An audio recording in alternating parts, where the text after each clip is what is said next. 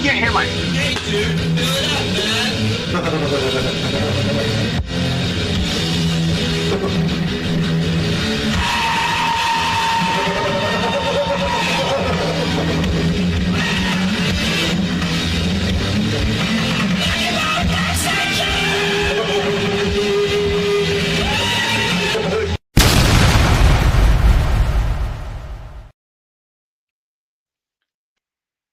Metalheads! Look at that guy. We're here on Saturday to oh, just kidding. Oh, shit, said that right when Addison popped up. Sorry, Addison, that's not what I meant to say, and definitely not That's your exactly mom. what he meant. Exactly what he meant. He's a mum raper. Hails Jaded JH. JH of the Mighty Spear Siege in the chat, motherfuckers. Go check out Spear Siege. Hails Jared out there in Nebraska, surviving the storms from last night. Jaded all the way from down under, and Jason Scholl from the Midwest. Welcome you all to in the chat to this bullshit we're doing tonight. I'll give Lee full credit. Go ahead. Serious business. Go ahead, Hammer. Serious business. Yeah. Go ahead. Yeah, go ahead. Feel free. No, I was just saying, like, it's serious business. This is music that, not necessarily favorite stuff, right? It's the stuff that got you into, because, I mean, I always say that your favorite band album is not going to be their best one. Maybe it might be, but to you it is. But, you know, for me, it's like I got into stuff right after the peaks. You know what I mean? Like, my favorite band is Kiss. I was not there in the 70s, though I was alive. I just wasn't there, you know, buying albums. So when I got into Kiss, it was right on the fucking drop. But I have such affection for these albums because that's what got me there. So that's the beauty of these albums, is that they're not the critically acclaimed ones. For the most part, anyway. Hails Wolfman, hails Joe Friends and Ellie. Thank you for showing up. Yeah, I'll piggyback on what you said there. For me, yeah, these aren't even what we're going to show you tonight. May not even, like Lee said, it's not our favorite shit. It's stuff from the time. And I didn't, you know, I know I wrote it in there as the top 5, but this isn't the top 5 to me. I don't know about you, Lee, is always changing. You know what I mean? It's hard. I don't like to put things in lists like that, top 5, top 10, because it is so dynamic on who it is and what mood you're in, depending on what you're listening to, right? Yeah. So, and you'll go through like periods, right, of like just listening to thrash or just listening to something that you used to listen to fucking 30 years ago or something, and that's normally how fucking shit works. Well, and you and I are guys in our 40s, right? Lee and I are about the same age. Lee's a little older, but so fuck you. I said a little. I could have said a lot. No, so, but like, I know a lot of us, like Francisco was saying the other night, I think it was when he was doing the Ozzy tribute a couple of weeks ago or whatever. I mean, none of us were at an age of like a high school kid when even Ozzy was doing a solo stuff. I was a little kid. I was born in 1980. You know, I was 5 years old in 1984 or 1985. You know, so a lot of this stuff I found that I picked and I went back. Or you'll notice with my stuff that I picked for tonight, it sort of follows a timeline. You know what I mean? Of my life. You know, I started listening to this because I saw it on this or heard it on that, and then that made me take that, even though it was older than, you know, it had already happened and been around for 10 years. It was cool to go back historically and find it new for myself. You know what I mean? Does that make sense? Hails Matt Nevermore. Yeah. North Storm, all the way from fucking, where you're like Minnesota guy or something. Hails Jared. Yeah, we're not that old. We're middle-aged, but we feel old, though. I know that Warhammer and I feel old. Hey, you're only as old as the woman you feel, right? That's right. That's right. Mine's younger than me, so that works out. Yeah, I got lucky on that too. Yeah, you did. Yeah. Wolfman, what's up? His first concert was Ozzy and Motley Crue. Oh, that's a cool. Yeah, dude. 84. Fuck yeah, that was in the drug days too. I was like, yeah, Snowblind, and then Motley Crue was just ripping it up, probably. Was that before Kickstart My Heart and all that, probably? Yeah. Right? Oh, yeah, way before. Yeah, 89, I think. Yeah, that was Kickstart. But, you know, funny thing about Ozzy is that, like, when I was a young kid, this is before I knew who they were, before I did anything. My brother, I've got an older brother, and he was a big fucking Aussie fan, Sabbath fan. So he had, and I'm going to say it's around 86. I'm not 100% sure when the Ultimate Sin came out, but the Ultimate Sin was the album that Ozzy had, and he was touring in Australia. So my brother goes, he gets the T-shirt, and we were out in Sydney for the day, right? We did, the family outings. We went out to the big city. And I must have done something like throwing up or fucking on the car ride and fucked up my own clothes. So I got given the only shirt that was in the car, which was the Ultimate Sin shirt. Yeah. And not knowing anything, it was just whatever the shirt that fit me or didn't, Anyway, this guy comes, just random dude goes, "That's an awesome shirt, man," or something like that for back in the 86. And it was only then that I noticed that this fucking shirt looked awesome, and so I was getting a reaction out of it. Yeah. And so the Ultimate Sin, though I didn't pull it, is like, that's my favorite Aussie, because that's the first recollection of fucking Aussie. Right. Well, again, listen to this memory. Your memory has provenance. You know what I mean? Or whatever that word is, provenance. You know what I mean? That shirt and your parents doing what they did in that time kicked that journey off for you. You know what I mean? And now that one thing is that triggered memory every time. I love that kind of stuff. Yeah. And that's always the weird shit, is that, like, I always, I listen to tons of these things, and people are always like, "Oh, this fucking thing's back in 88. This is so cool." Not everything in 88 was good.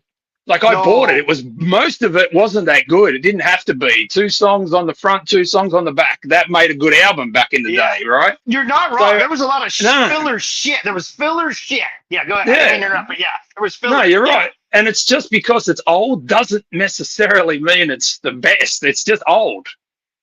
It may be the first of, or it could be maybe the start of something. Yeah. That's probably the only credit that some of this stuff gets, but not all of it was good. Oh, sure. Hey, Joe Franzanelli, you're gonna love my first pick. Actually, when I pulled this album out, I thought of you, Joe, because we've talked about this before.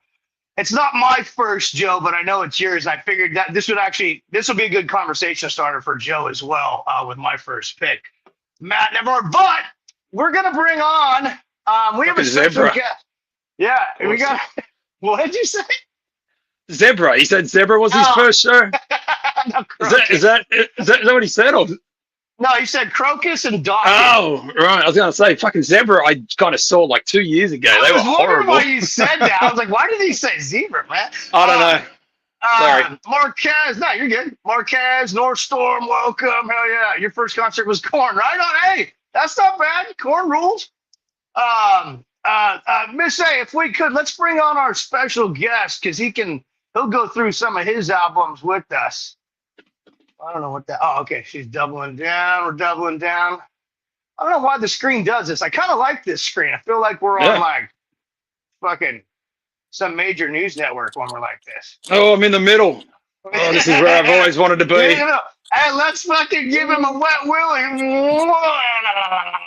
Other side.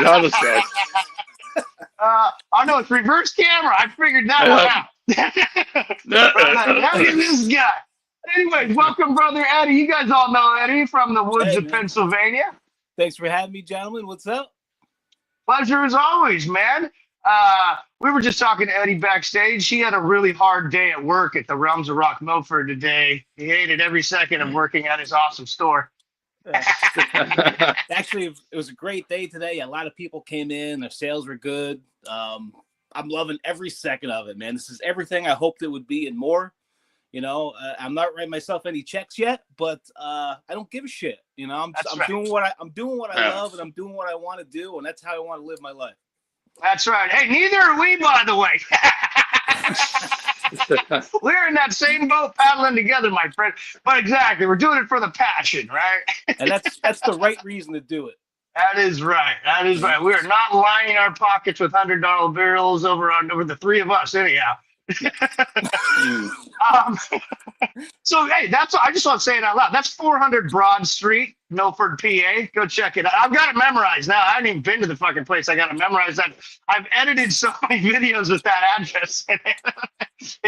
I can't remember certain shit, but I got that ingrained in there. What the fuck, right? Can't remember my fucking password for my fucking Squarespace. You know what I've been doing now? Lee knows about that.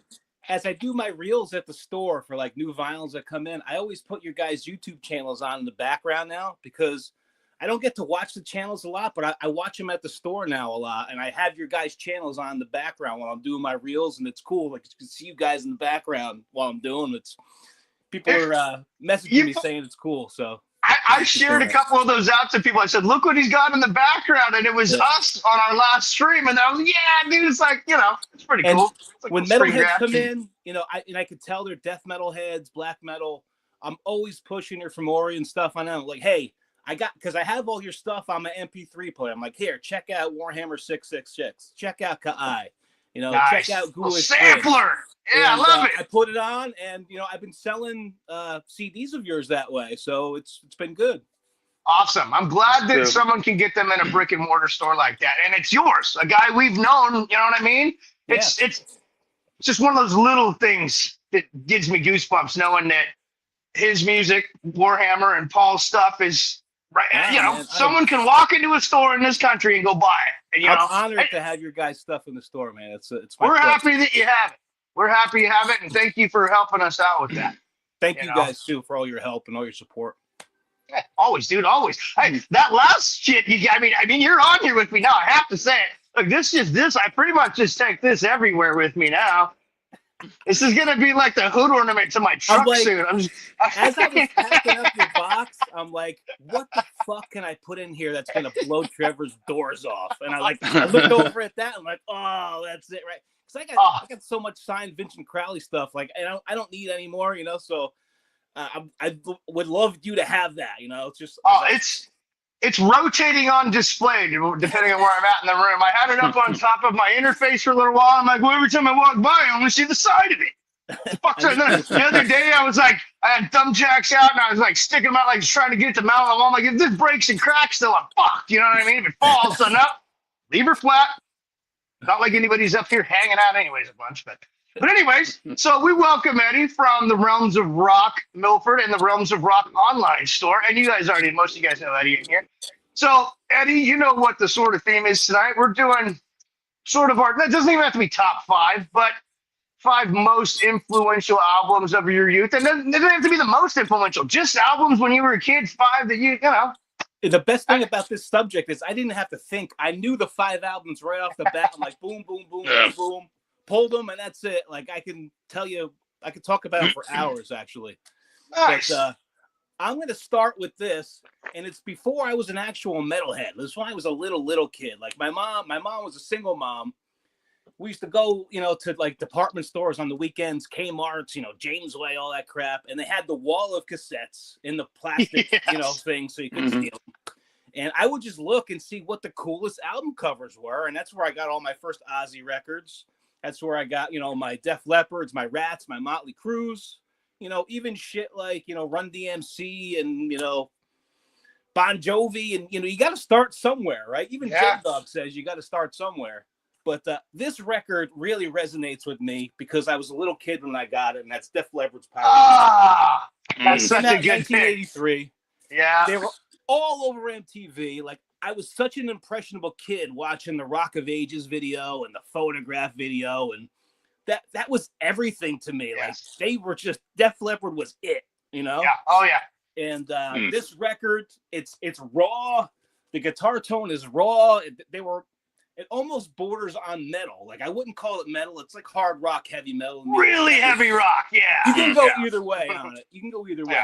But special record for me. Every song is good on this. Too Late for Love. I mean, Too Late for Love is 10 out of 10. So, and you can see with that album where they were going with that too. Yeah. For Hysteria. I don't care what anybody says. It's my favorite record of 1983. I know Kill 'Em All came out in 1983. I know what Show No Mercy probably came out in 1983. Bark at the Moon came out in 1983. This is it for me right here. Right. This is the one. Nice. I love it. Way to be honest. I mean, again, like I was saying at the beginning, a lot of us were little kids. In 83, I was fucking 3 years old. You know what I mean? So it's like, I wasn't listening to music unless my parents had it on, you know what I mean? So I love that. because all that other killer shit. So a lot of us went backwards. You know what I mean? Now, I know you guys are a little older and that was whatever for you, but you know what I mean? Boom Slayer all the way over there from the land of fucking Scots and shit. I wasn't even a metalhead yet. Like I had no idea the concept of heavy metal. It was just music for me at 8 years old, you know? Yeah. No, I love Def Leppard too. My buddy across the street, Bobby Jimenez, had Pyromania and Hysteria. And like the first time I heard like Pour Some Sugar on Me, I was like, I get goosebumps saying the words. Because then you were just like, oh, I'd never heard something that sounded like either one of those albums. You know what I mean? I mean, like what was popular? I mean, my mom was probably listening to the Go-Go's and you know what I mean? And the B-52s, shit like that. You know what I mean? And my parents were cool. I'll give them that. They listened to like Zeppelin and Pink Floyd and you know all that shit. But they were not going to be throwing on Def Leppard. You know what I mean? So when Bobby across the street had it, I was like, what the fuck? You know, and I probably didn't hear that until I was 7, so 1987. You know what I mean? Like years later, I'm not gonna pretend like I heard it when it came out. I didn't, you know. But very good pick, Eddie. I love it. Yeah, and Hysteria, if I'm not fucking mistaken, was a sleeper too. It didn't come out, and it was huge. It came out and it kind of just sat there for a while, and then I can't remember the single. It might have been Pour Some Sugar on Me that blew it up, but it was like. I'm going to hesitate to guess, like 2 years after it came out or a year after it came out. It was something crazy because of the stripper anthem, definitely. But it wasn't a huge album until like later. And then MTV, I guess, must have just fucking grabbed it and bang, it was 15 million sales or something. That's crazy. Yeah, I mean, they're one of those platinum selling bands for sure, right? They're probably double platinum by now, I'd imagine, right? Oh, they'd be like, yeah, because I mean, after that, I think Adrenalize even must have gone platinum because I know that wasn't as good, but it's still the same formula. It had the big songs. Adrenalize was probably their last decent record, and it wasn't even that good, honestly. But well, and then your drummer loses his arm, and you still are awesome. I know. Just say you got to go with that. That's part of the history. I know that's the. Oh, it wasn't Pyromania after the. Dude lost his arm. Oh, you're probably right. I don't remember. Again, I was a little kid. Yeah, it was because I know that's why Hysteria had to change. You had to learn to play with his feet. You know, like his foot became his right hand or something. I don't know. It was some weird fucking thing. Well, because that kit he has, it's basically sits on a big steel plate, right? And all that shit's driven by like that. You can't take that into a radio studio and play it. You know what I mean? Like he couldn't. It's got to be stadiums type shit only because they got to have these big steel plates brought in with forklifts and shit or whatever they use. So very good pick. Lee, you want to go with one of yours? Yes, let's do it. So very first album I ever owned was David Lee Roth's Skyscraper. That was the first one I ever bought with my own money, right? But I left it back in Sydney. I couldn't bring vinyl, so I never repurchased it because for some reason I think that I would hate it today, and I don't want to hate it. However, I listened to a song the other day, and that guitar tone reminds me of high school, and I don't know. It's just it reminds me of back on the bus, and the bus was a scary fucking place back where I was. So I got two because these aren't the two. Well, you can't fucking see them, of course, but this is the two Kiss albums. I don't know. Can you see it? Yes. There you go. You got Animalized, all right, and you got Asylum. Okay, so not these two weren't my favorite, but my fucking vinyl is in a box back there, and I just couldn't be asked going to get it. So it was the one after Asylum, but these were like in a time period where I was like way into the 80s metal. All right. What was the one after Asylum? Was it Crazy Nights? Crazy Nights, yeah. Okay. So I pick up Crazy Nights, and that was the album of 88. 89, 88. So I picked this up and I just fell in love with it. It had like 4 massive hits on it, right? And they put video clips out for all of them. And that was a theme of the 80s was that you had 10 song, 8 album songs, but there was only ever 2 songs on one side and 2 songs on the back. You might have got lucky and got a good song on side B, but chances are it was going to be the first 2 because that's how they planned it, right? Yeah. So yeah, Crazy Nights. And back to my original thought, like Crazy Nights is definitely not considered the best Kiss album by a long shot. It's not even in the top 10, right? Not the top 20, I don't think. But that has such a memory and a place and a feeling to it. I like Crazy Nights. I think that record has an edge to it. That guitar tone that they had on that record has an edge, you know? It did, and that's the thing. Like you find later on, as now that they've retired, you see this new appreciation for things, you know, that weren't necessarily appreciated in that time period. But if you listen to Crazy Nights, just before that, Bon Jovi released the Slippery When Wet album. Yeah. Kiss heard the keyboards, they heard the big fucking ballads. Boom, Crazy Nights. And what did they have? The big stadiums, the Bruce Kulick is playing guitar, he's playing fucking big. Well, they did have ballads, but they didn't have those big Bon Jovi ballads. Well, no, but I mean, it was like on stage and the tour bus shit and that. And then Bon Jovi's album was a definite or a direct influence for Crazy Nights. And that's not me saying that. That's an actual fucking publicized, science fact. That is. There's analytics on that. There's solid. Yeah, it wasn't just me drunk and thinking that. So yeah, Crazy Nights was the cool thing. But the good thing about that period was that they released.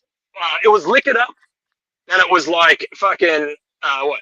No, it was Lick It Up, Animalize, Asylum, Crazy Nights. But that was the fucking perfect home run for me because it was exactly what I was into when I got into that band. Yeah, I mean, it encompassed the whole like early to mid '80s for me.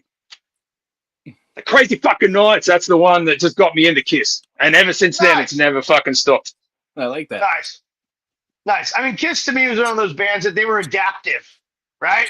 I'm not going to say they didn't steal stuff. You can say they adapted a lot. They didn't steal things, they stole eras, right? They went from 70s glam to fucking 80s glam they were doing it. When I was a new metalhead, I fucking hated Kiss because I felt like Kiss is a band I learned to appreciate years later, but I fucking hated them because I felt like they were so fucking trendy with you know the 70s disco shit they tried to get in on, like all the trends they tried to jump on, and I just felt like they were all about the money all the time, and I fucking hated that. I mean, like I said, well, they are. Later, I did come to appreciate them. I am a Kiss fan. Gene is the one thing I respect about Gene is he has never not said he's not about the money. He's like, hey, I'll put my fucking name on a matchbook, on toilet paper, whatever you want, as long as it makes me a dollar. And I respect that. Gene Simmons, I respect you. Okay? Definitely. I was late to Kiss too, I guess you could say. My dad fucking hated Kiss. He was like he had no Kiss. It was, in my house, it was like Zeppelin, ZZ Top, Stevie Ray Vaughan, fucking Doobie Brothers, all that stuff. And he was like, Kiss fucking makeup, fucking, you know what I mean? And then in high school, I was hanging out with like these goth kids, and my favorite Kiss song is Strutter, and I heard Strutter, and I was like, what the fuck is that? That doesn't sound like shit. You know what I mean? And so I was late to it. I actually had an opportunity. I don't know, remember when was that? How many fucking tours did they have? Their final tour or whatever the fuck. They came out to San Jose, and this chick I was working with at the skateboard shop went. And they were here for like 3 days. She's like, oh, you should go. And I just never, I was like, I don't know. And then everyone, I ate shit on that one. I should have gone. I regret it for every day since. You know, to at least see them once would have been awesome. You know, did you they were good, man. Did you get to see them live? Yeah. So they came to they came to Australia in 1980. Then the bottom fell out of Kiss, and then they never toured it back into Australia until the mid 90s. So to be a Kiss fan in Australia was like, we were few and far between because, you know, who were vocal about it because they weren't really a chart band in Australia. They didn't tour in Australia. And then when the 90s came, they brought Revenge. I'm trying to think if that was the first show that they came back with, but I'm pretty sure it was Revenge. And then I got to meet Gene and Paul for like $120. You know, I love fucking running into people who are like paid $5K to meet that fucking guy. And there's like, $120, man, when he needed that money. Yeah, so I got to meet him. And then the next year, they fucking had everyone back. And then they were like doing these crazy tours. And then you had to pay through the nose to go and fucking meet Kiss. Well, I bet You know? that guy who's paying $12,000 to be their roadie right now is really jealous of your $120 Yeah. meeting. I bet Official meet and Gene, greet. and I bet Gene still treats him like shit, right? Oh, I mean, You why know? not? I mean, if you sign up for that, I feel like it's expected. I want the real roadie Yeah. experience. Yeah. Can they What's up, fire him? Paul? Fuck yeah. Well, I mean, that'd be kind of lame, right? You got to get to at least 2 shows, right? 12 grand, I think you got to go to half the shows at least. You know what I mean? I wonder what that contract looks like. Yeah. You know, I'm sure it's heavily in Jim Kiss's favor. At least Gene's got some good lawyers, I bet. Put it that way. Oh yeah. Yeah. What's up, And he's Paul? way more Coconuts? interesting. He's interesting now because he's not playing really. I mean, and he's talking about shit that's, you know, he hasn't really gone into. I think it's kind of cool. Gene's cool. Paul Stanley's cool enough. He's sort of a stick in the mud. You know what I mean? we all love Ace. Paul, I don't know. I'm not going to touch Paul too much. Fuck Paul, but whatever.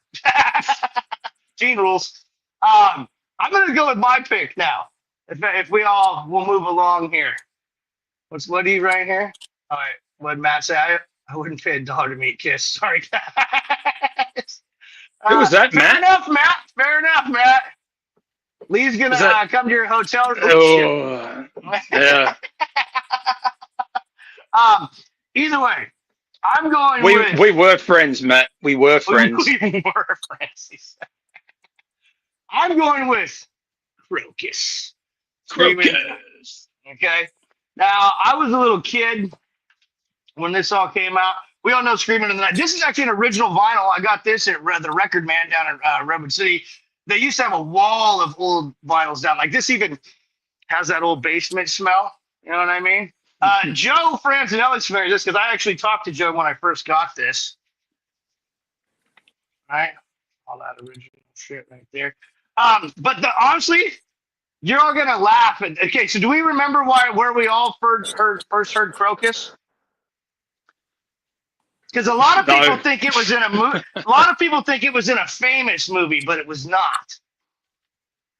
Okay, so Crocus is a Swiss hard rock band, but who gives a shit about that? They were famous for this one TV movie. I remember the after school specials, sort of. Mm-hmm. Maybe not in Australia. They didn't have they had some stupid shit over here. Eddie probably remembers. There was always like a moral to the story. Yeah. You know what I mean? Don't steal, don't fuck whatever, right? So there was like a made-for-TV movie called The Gladiator, right? It was about bullying and teenage kids or whatever. And I remember watching that movie as a kid, right? The Gladiator. We had like 8 channels. That's all you had, right? So it comes on, and it was in the credits of this movie. Screaming in the Night comes on. And it's a movie about this teen kid who gets revenge on these fucking bullies. And that song comes on in the credits, and you're like, what the fuck? You know, I mean, as a little kid, it was like hearing that Twisted Sister song at the end of the Pee Wee Herman movie. I was like, what is that? What? Like, I've sat here and I've watched this whole movie, and I'm like, all right, whatever, I had to watch that. And then that came on, and I was like, who is that? What's that band? And da-da-da-da-da. You know, and that movie had been out for however many years. I mean, again, I'm coming to all this late, but that is where I got on the Crocus. Was an after-school special, basically. You know, and I don't think it was an official it wasn't like PBS or anything.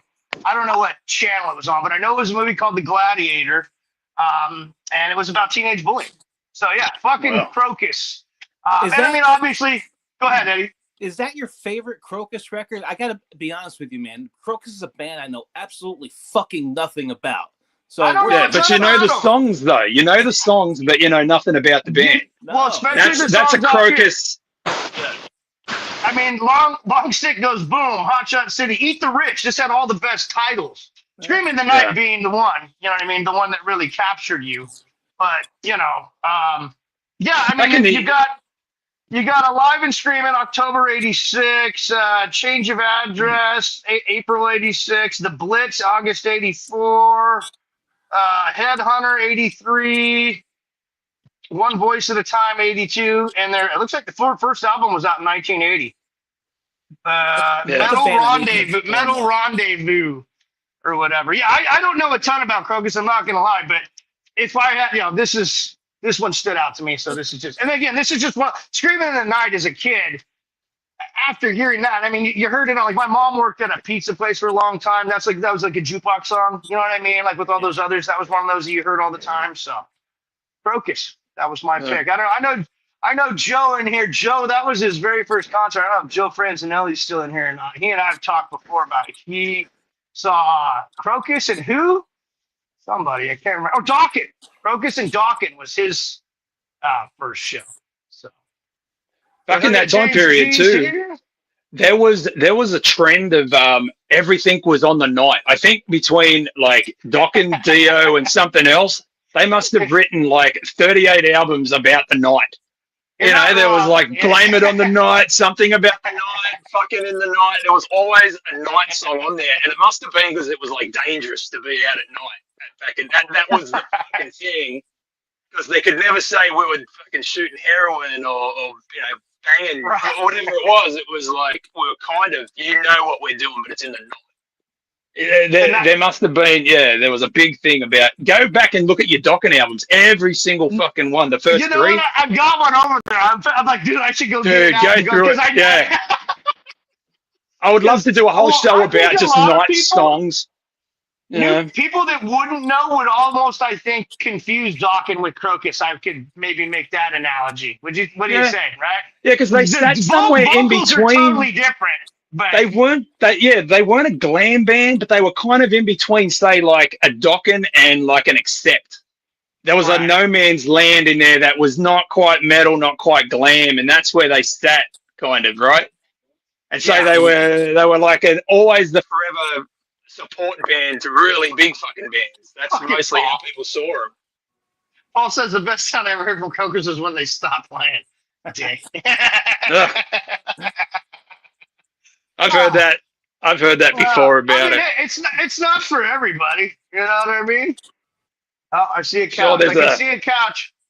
I'm sure there's a Kai joke in there somewhere. I could have burned. Paul, I sent you a link too, motherfucker. Check your phone, Paul. You should have a link somewhere. I sent it a while ago. Well, don't check it. It's fine. I'm not going to go find my. I mean, I know where it is, but Eddie, you're here with us. Well, you got another one you want to share? Yeah, I know you do. Man. I know you do. Let's go to 1988, the record that made me a metalhead, and that's Metallica's "And Justice for All." Oh, the heavy. Okay, can I just interrupt real quick? I did an entire 2 summers of that song, or that album alone. My dad had just given me his Tower speakers, and I got that. On a cassette player and had it, dude. And he had a fucking, what did he have? Fucking, I don't remember what, big Pioneer system. He's like, you can have all of this. And I had that album. And I mean, he regretted giving it to me because that's the heaviest. All the other shit was tinny compared to that. This record changed my life. It changed the way I looked at heavy metal music. It changed the way I looked at life. You know, like just being a 13-year-old kid and picking this thing up. It's like, oh, yes. You know, look at the artwork. Lady Liberty's being torn down. Yes. I gotta know more about this. Why? What's going on? And then you get into that record, and it's just so dark and brooding. And it's not poppy at all. Yes, they did make the video, and they blew up. But that's not their fault for this. I mean, this was a very dark fucking record. With dark subject matter, progressive thrash metal. Technical, too. Off the had a technical piece to it that wasn't in the other albums, you know, and it was also like highly political too. Yeah, and that's a big thing. It was like they weren't on any political side. Yep. Yeah, we're against that system, which was try and find a band that does that now. Maybe some grind bands, but not many. It changed the way I looked at life. This record, you know, and that's why it's still my favorite record to this day because it was so life-changing for me. The part of the reason I play the way I play is because of that album. You know what I mean? Like that. I know people hate the production. You can't hear the bass. I think the production is beautiful on this. I don't give a shit. I love it too. I always have. When I play that album in my truck, it is out of all the Metallica albums, it's mastered the best. It's the best sound quality you're going to get on a Metallica. I mean, my personal opinion, you can have whatever, but again, the heaviness of the tone of that album, especially that bass drum and that just like, oh, again, I had a bunch of buddies that were into rap, right? And they were, dude, you could play that on a Lands R18, the same as they were playing fucking Too Short, and still get that fuck you, boom, you heard me coming a block away, bitch. You know what I mean? And I was playing fucking, Injustice for All and not fucking Too Short or whatever the fuck, you know? And then the other reason why this is so important to me was because it was my gateway to everybody else. Like, as soon as I heard this, I'm like, oh, Exodus, Overkill, Slade, Anthrax, all those bands. Like, it just opened me up to everybody. Yes. And it just, that doesn't get much better than that. There was something very exciting about it. It's great. There was something really exciting about the first few Metallica covers, like the fucking cover art they used. It wasn't exactly mind bending, but they kind of had a uniform to them. Yeah, you know what I mean. And you could put them all out, and you would struggle which one to play, right? Because it was like, that's exciting. It's got this song on it. This has got this. Ride the Lightning was always the song, the album which I played the least. And I don't know what that was. It was just the way it was. So that was always an exciting album to go back to, because it was like, fuck Metallica, I really don't know these songs. Now it's like, fucking for whom the bell tolls, I just want to turn that fucking thing off. But that was a really, one of those gems that for me was hidden amongst those fucking 4 great first albums. I'm a huge Kill 'Em All guy. I'm not gonna lie. The solos and the leads that Kirk did on Kill 'Em All are like my favorite of the, if you're gonna go with leads and solos. But the production was really awesome. Yes, it was sort of raw on Kill 'Em All, if you would, right? I mean, oh yeah. And I don't mean to say tinny was a bad choice of words, but you know what I'm saying? Because if you go from those first 3 to then And Justice for All, you're like, whoa, who cranked up the bass? Why is there so much, why are the drums so loud? You know what I mean? Yeah, why can't I hear the bass guitar? You know what I mean? So, again, no, that's a good album. Yeah, well, good points by all. Very good. Wolfman, what did he say? I got some Striper. Yeah, Striper was cool. Wait, who said Striper? Check this out. This is, all right, can you see it? This is my Striper Bible. Right. Does it say Striper New Testament on it? Yeah, check that out. So you know how you always joke about the Striper Bibles, right? They're real. Here one is. Yeah. This one first song of the night. Fucking Michael Sweet threw it at me. He didn't fucking throw it to the crowd. It hit me right in the fucking face. Yeah. Fuck you, Michael Sweet. That was meant to happen. What do you call that? You were baptized. You were baptized via sacrifice. And I was there. I saw it. That's right. Yeah. Miss I dragged her to Striper, man. That was a good fucking show. A little Christian, but a little. I'm a huge dick. I apologize, guys. I did skip over Miss A's pick. We're gonna let her do her pick now. Miss A is in on this, and she's gonna be picking with us. Oh, we lost Eddie. He'll come back. Hopefully, it's not storming out there. But go ahead, Miss A. Tell us your pick. Well, mine are probably not as cool as your guys, but these were my first influential albums that I listened to like as a kid that got me into music. So this was my first one. It's hard to say, I think. It is there you go. There. Ziggy Bowie. I like David Bowie. Ziggy Stardust. Yeah. Major Tom to ground control. Isn't that on that one? Well, this is the original 1972 release. Hold on, I gotta send Eddie. I'm gonna send Eddie. Go ahead, Miss A. Keep talking. I'm gonna send Eddie a link. Trying to figure out how to do this camera here. How do I do this? Oh, this way. Okay. So it's 5 Years, Soul Love, Moon Age Daydream, Starman, It Ain't Easy, Lady Stardust, Star, Hang On to Yourself, Suffrage City, Rock and Roll, Suicide. And this is the original press from 72. So this is one of the first ones I remember like pulling out and playing on heavy rotation. Fuck yeah. Ziggy Stardust. Bowie ruled. Those fucking songs were used on so many movies too. right? You know, like I think that's a Yes. lot of the like later on. That's how people got introduced to fucking Bowie was like through the soundtracks. Because that I think every single song, maybe bar two, were on a fucking movie, like a big movie of the back in the day. Yeah, man. Great album. Very good album. I think Eddie might have had to go, actually. I wasn't paying attention to my messages. He didn't bail on us like that. He actually lost the signal real quick. I sent him a new link, but he may have to go, it sounds like. So, but if he doesn't come back, thank you very much, Eddie, for coming on and sharing with us. Go check out the Realms of Rock Milford. And we're going to continue on here. Miss A just showed Ziggy Stardust, David Bowie. What's up, Joe Hammer in the chat? Going on, Francisco. That was cool today. I got to see like the first 25 minutes of that show, and then I had to go coach my junior Giants. Miss A, you're 2 behind. So if you want to do another one, feel free. Sure. Okay. This one came out in 75, and this is the original of this as well. And I played this so much that the first record, we actually had to get another one because I scratched it all to hell because I was a little kid. Oops. So this is Alice Cooper, Welcome to My Nightmare. Yes. Alice Cooper. Fuck yeah. Yeah, Very Welcome nice. to My Nightmare. Hold on, I'm going to put you on solo. There you go. There we go. That's Good old probably Alice my Cooper. favorite Alice Cooper album is Welcome to My Nightmare. It's got Vincent Price on it. Fuck And, yeah. oh man, I played this way too much. Great album. Black Widow, Devil's Food. Years ago, Department of Youth, just great stuff. Department of Alice Youth, a great Cooper song. rules.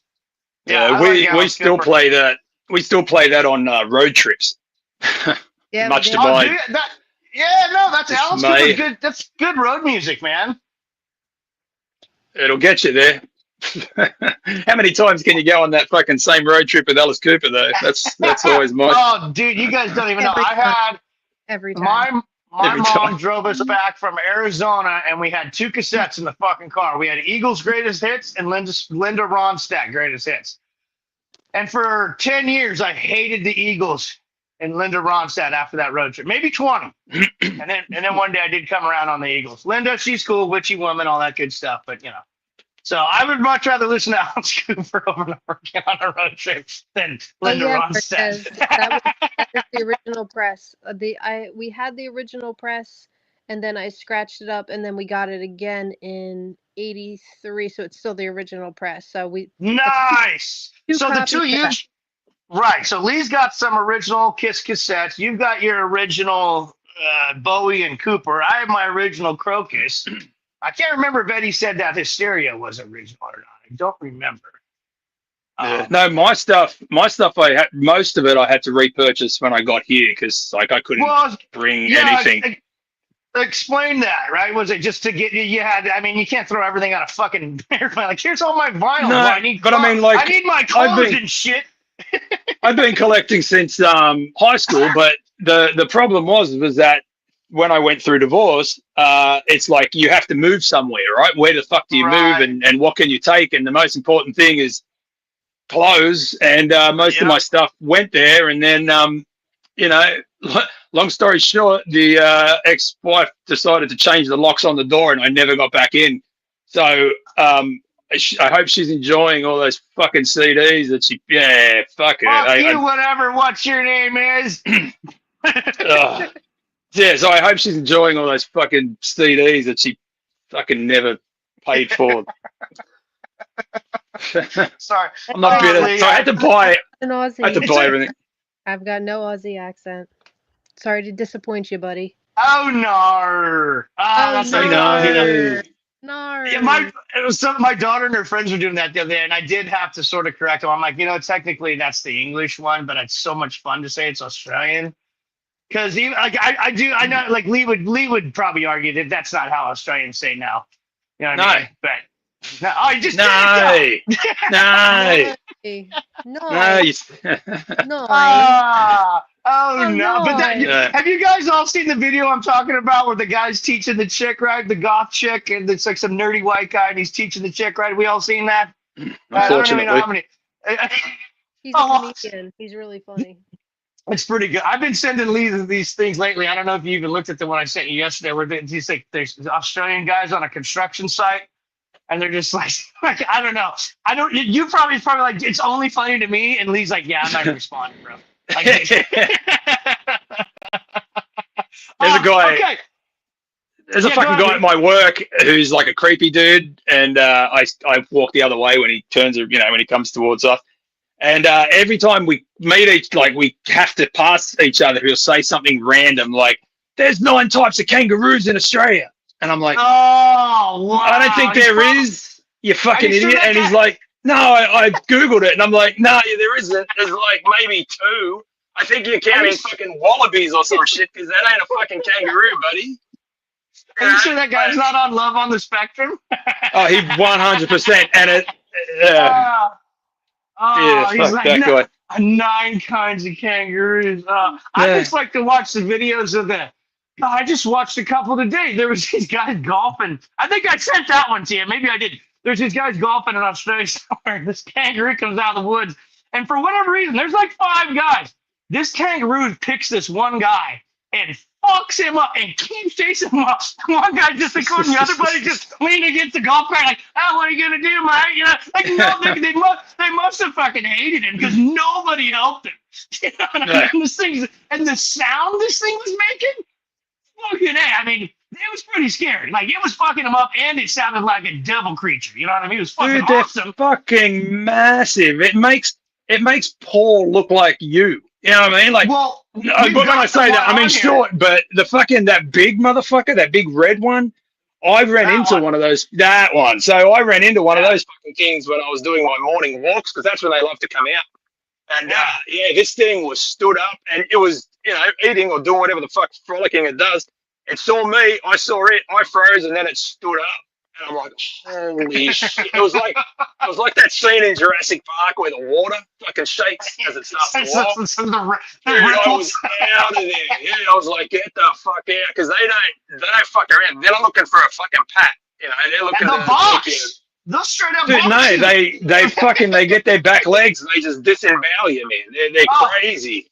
I watched this other one with this guy was trying to save his dog, and I think he underestimated the size of the root because it was bent over fucking up his dog, and he kind of runs out and he grabs the dog, and the thing's like, "Oh, fuck the dog, I'm coming after you." And as soon as it stands up, the guy goes, "Oh shit," and he starts to run back. He did not make it back to the house. He punches it in the face, right? Is that the one? That's the guy where it's drowning his dog in the river. There's the one where the kangaroo's got his dog, and he's like, "You're drowning my dog, man." And he's like, "I'm gonna give me dog back, you cat." And he punches it. And as soon as he punches it, it starts to fuck him up, but it didn't let the dog go, right? No, that's right. It holds the dog. If you watch the rest of that video, by the time the dude gets back to land, he looks at all the other dogs and he's all, "Where the fuck were you?" He's coming out to the other dogs because they didn't fucking help and he had to go in. Oh, I love it. Hey, is it my turn? It's your turn. Wolfman says, "I'll take my chances with the bear and the kangaroo." You're not wrong, Wolfman. And Wolfman's a big fucking guy. That's not a little fella talking right there. That's a big jack dude. But yeah, go ahead. Go ahead, fuck those Lee. kangaroos. So I'm going to go to a more obvious pick. But this was the album this was the first black metal album I heard, not the first extreme metal. We were listening to Morbid Angel. I had a friend, the only metalhead friend that I had when I lived, I lived on the coast, and he was the only metalhead friend. Everyone else was surfers, right? And he just had this is it eclectic? Is that the right word? Eclectic taste, right? He would just buy, on the same day he purchases Mr. Bungle, Old Lady Drivers, Carcass, and this fucking album. And this was the album that we sat there and we couldn't, because, I mean, we're listening to Morbid Angel, right? So we know the productions, there's this whole Florida thing coming through. And then he pulls this motherfucker out, right? He had this on cassette. I think it was the turbo version too. So this has to be 91, 92, right? Because it's around the end of a little bit earlier, maybe 90. But it's Beherit, Oath of Black Blood, if you can't see it, because my shitty lighting. Well, put it a little closer. It's Beherit, guys. I could. Beherit. Yeah, well, it's Beherit. We all know what that was, but for those of you who don't know, we're saying it's Beherit. Beheret. No.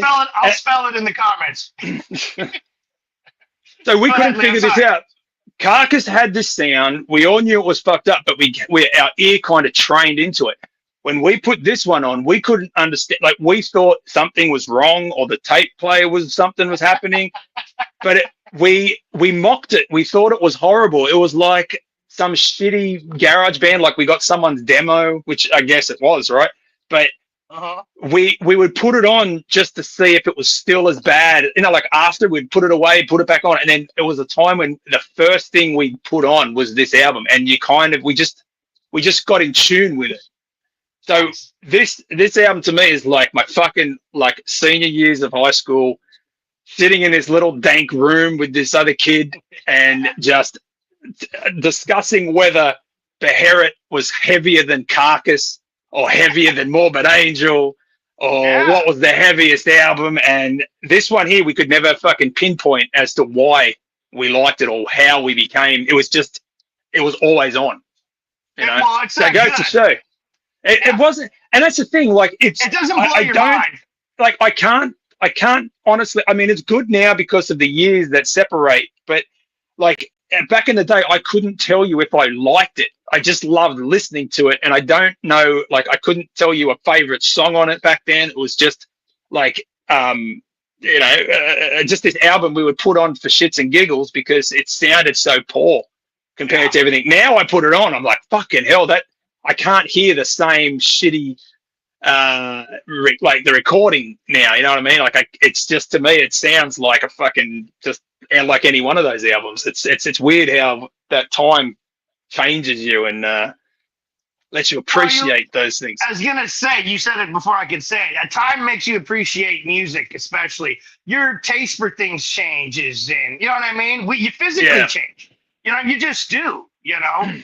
But then after that, man, like once you get like even putting Mr. Bungle in there, right? I guess that wasn't the first album, but the first album that we got.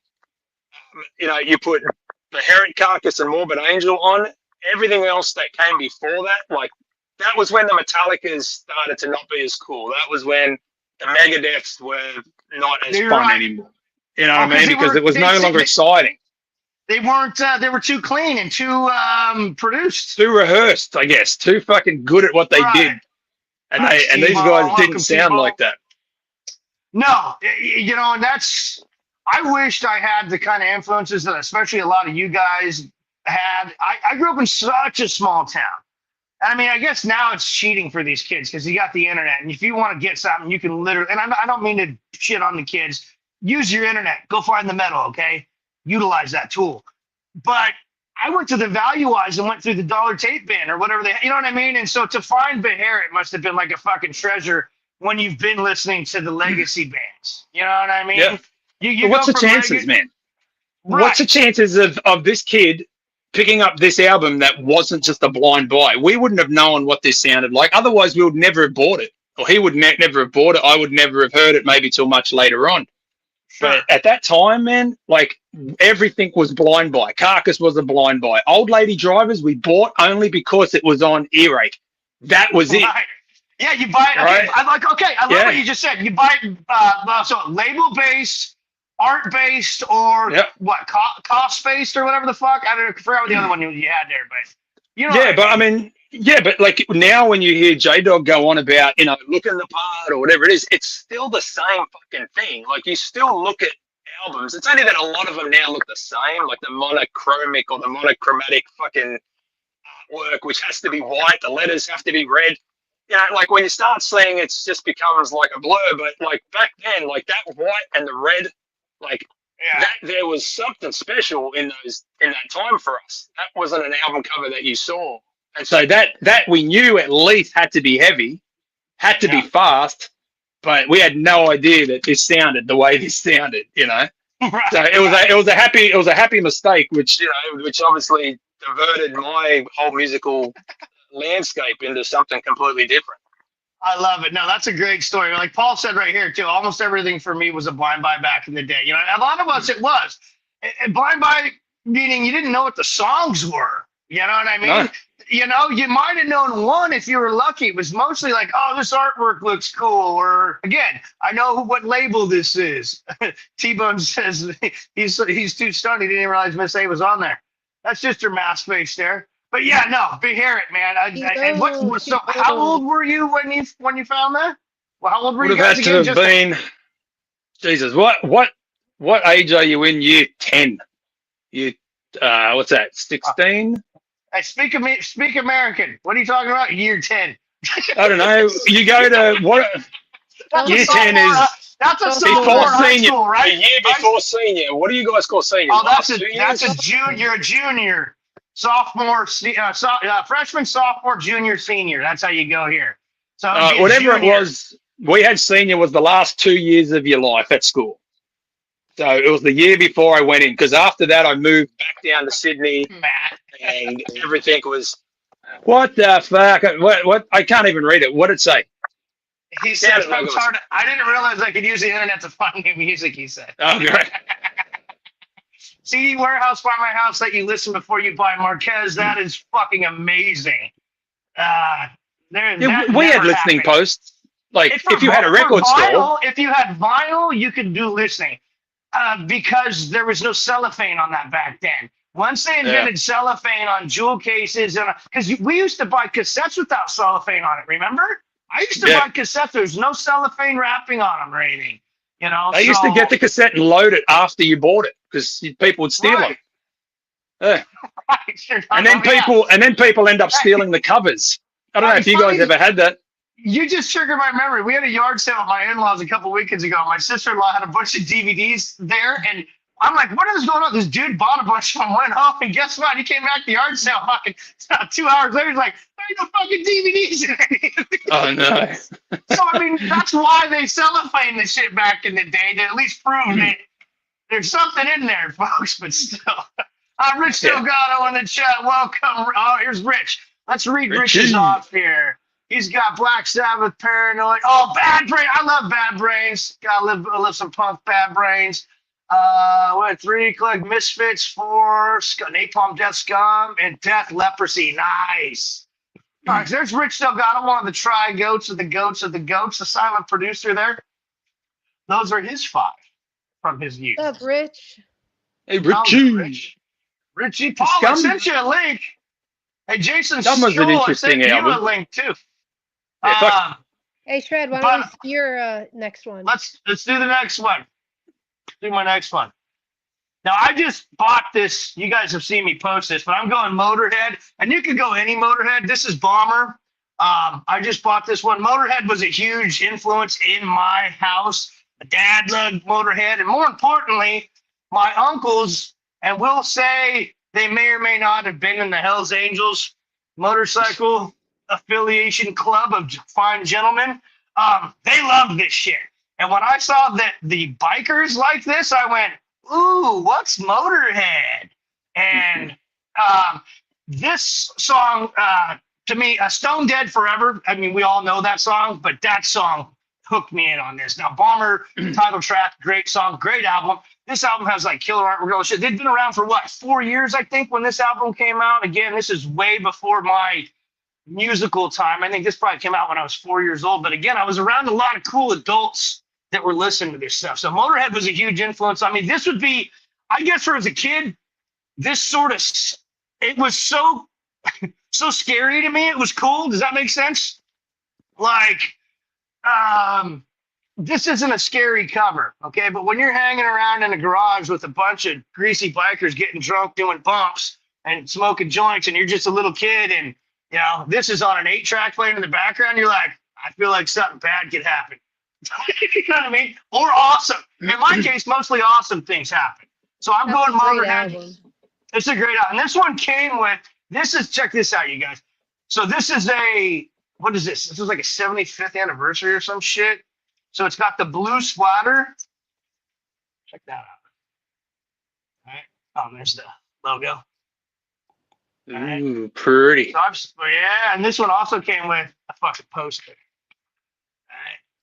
This is a reissue, though. This is obviously not an original, but You know, you got your filthy animal. So this is my favorite lineup of all the boys. So this is to me the best Kiss line, or Kiss, excuse me. Fucking hello, Motorhead lineup.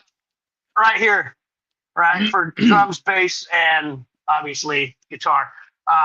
Filthy Animal Taylor. You got Crazy Eddie right there, and Lemmy. So Motorhead Bomber, motherfuckers. I don't have a bunch. I mean, we all know Motorhead. Many albums. I know Drew's heavily influenced by Motorhead, and for me, again, it was just I grew up around bikers. You know what I mean? In a way, you know, and not. I'm not trying to say like I grew up in some sort of clubhouse or something. I'm not, but it was that time. I live in the Bay Area. You know what I mean? And there was a lot of like my uncle Johnny, who was one of the guys who was playing this, he came back from, he was like a World War II guy, Navy guy, right? And he would do all his own work on like the gas tanks of the bikes and stuff. And he was sort of our connection to the family getting in. And then my cousins got into the Hells Angels and my other uncles and all them, you know what I mean? And to me, it all, when I was around them, I don't know, it was like Motorhead. It was like living with Lemmy a little bit. I mean, we all remember that. Was the documentary where Lemmy's just hanging out? He had that shitty little apartment in LA. He pretty much hung out the rainbow, did bumps, and drank Jack and Coke all day. And just watching that documentary, I'm like, oh, I was just like hanging out with my uncle. You know what I mean? But like, you know, it was that chill. So, anyways, Motorhead Bomber. That's what I'm going with. That's my second choice. Any Motorhead Can't go wrong with it. Raiders? You can't. What do we got? Wolfman here. Oakland Raiders, Angels were real close. Yeah, they were. I actually have relatives who were at Day on the Green and shit, man. Go ahead, please. And to follow my string of getting into bands on their shittier albums, Rock and Roll was the first Motorhead album, which I got. Nice. Right, which is widely considered the weakest one, I believe. But well, that's another album that's got popular. Go ahead, Lee. What? Sorry. No, say that again. The first one. Again, it's another first album that you go, oh, Motorhead. They're so famous. You know, it must have been. And you're like, no, it wasn't. You know what I mean? Yeah. And of course, that was the album that was out through when I got introduced to Motorhead. It was through The Decline of Western Civilization, where Lemmy was standing on the fucking Hollywood Hills, like talking, or whatever that fucking road is talking to that thing. And they never, I don't think they played a song off that fucking album that they had out at the time because it was so bad. But I bought it and I was like, this is fucking amazing, you know. So the worst album I think they did, and my favorite. I'm with you. It's hard. Motorhead is it's. I don't know anybody that goes, oh fuck Motorhead. Can I say that? Is that fair? You know what I mean? You can find if you're into rock or not into metalhead, you can find something you like about Motorhead. You know what I mean? Yeah. They crossed a lot of boundaries. Yeah, and you guys know me. I mean, you know, I there's a lot of you that have a encyclopedia in your head about this stuff. I'm not that guy. I experience this a lot of the stuff like Lee and I are talking about, just through life, through other people. You know what I mean? Finding it. So Miss A, let's go with your next pick. I see you're ready. Okay, let me. Oh shit! I see we got a guest backstage. Thank you. There he is. What's up, Coconuts? You survived the storm. We will rebuild. We will rebuild. We will clean up the yard. We will clean up the yard. You know what I should do?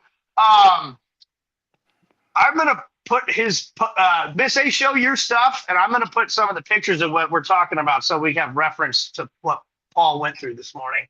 You Go don't ahead, have Miss to A. show all that shit. All right, well then we won't. Fuck you. Yeah. He had a fence jump over. No, but not my fence, but like 8 other people's. You know. Yeah, the pictures you sent me were gnarly. But we're not going to have a Paulie pity party here because he's a real fucking man, and he fucking moved on with his day, and he sucked it up, and he's here with us right now. Are you looking over at Liam? Hi, Liam. Hi, Jen. Motorhead. Yeah. Are you like Motorhead?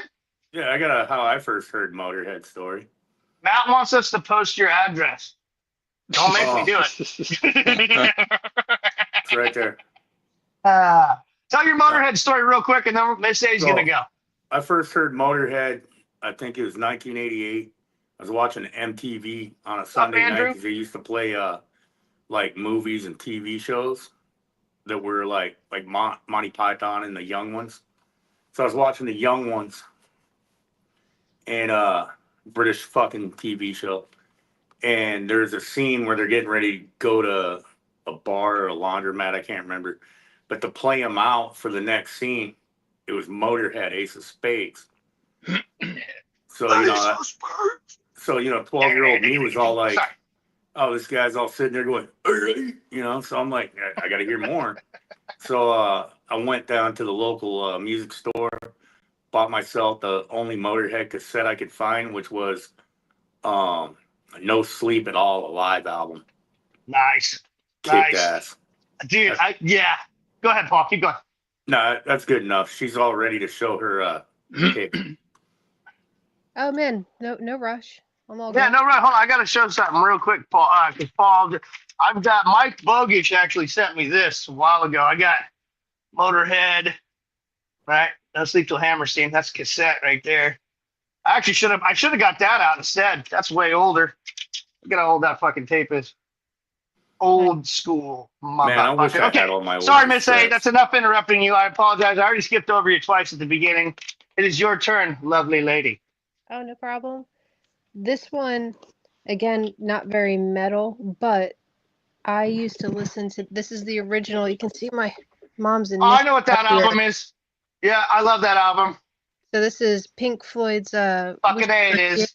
Yeah, and I used to lay on the ground and stare at the ceiling and just listen to this, especially the first track, parts 1 through 5, over and over. I would just take the needle, move it back, take the needle, move it back. I just was obsessed with this. I do not blame you. That's one of my fucking all-time favorites. Yeah, this is the original.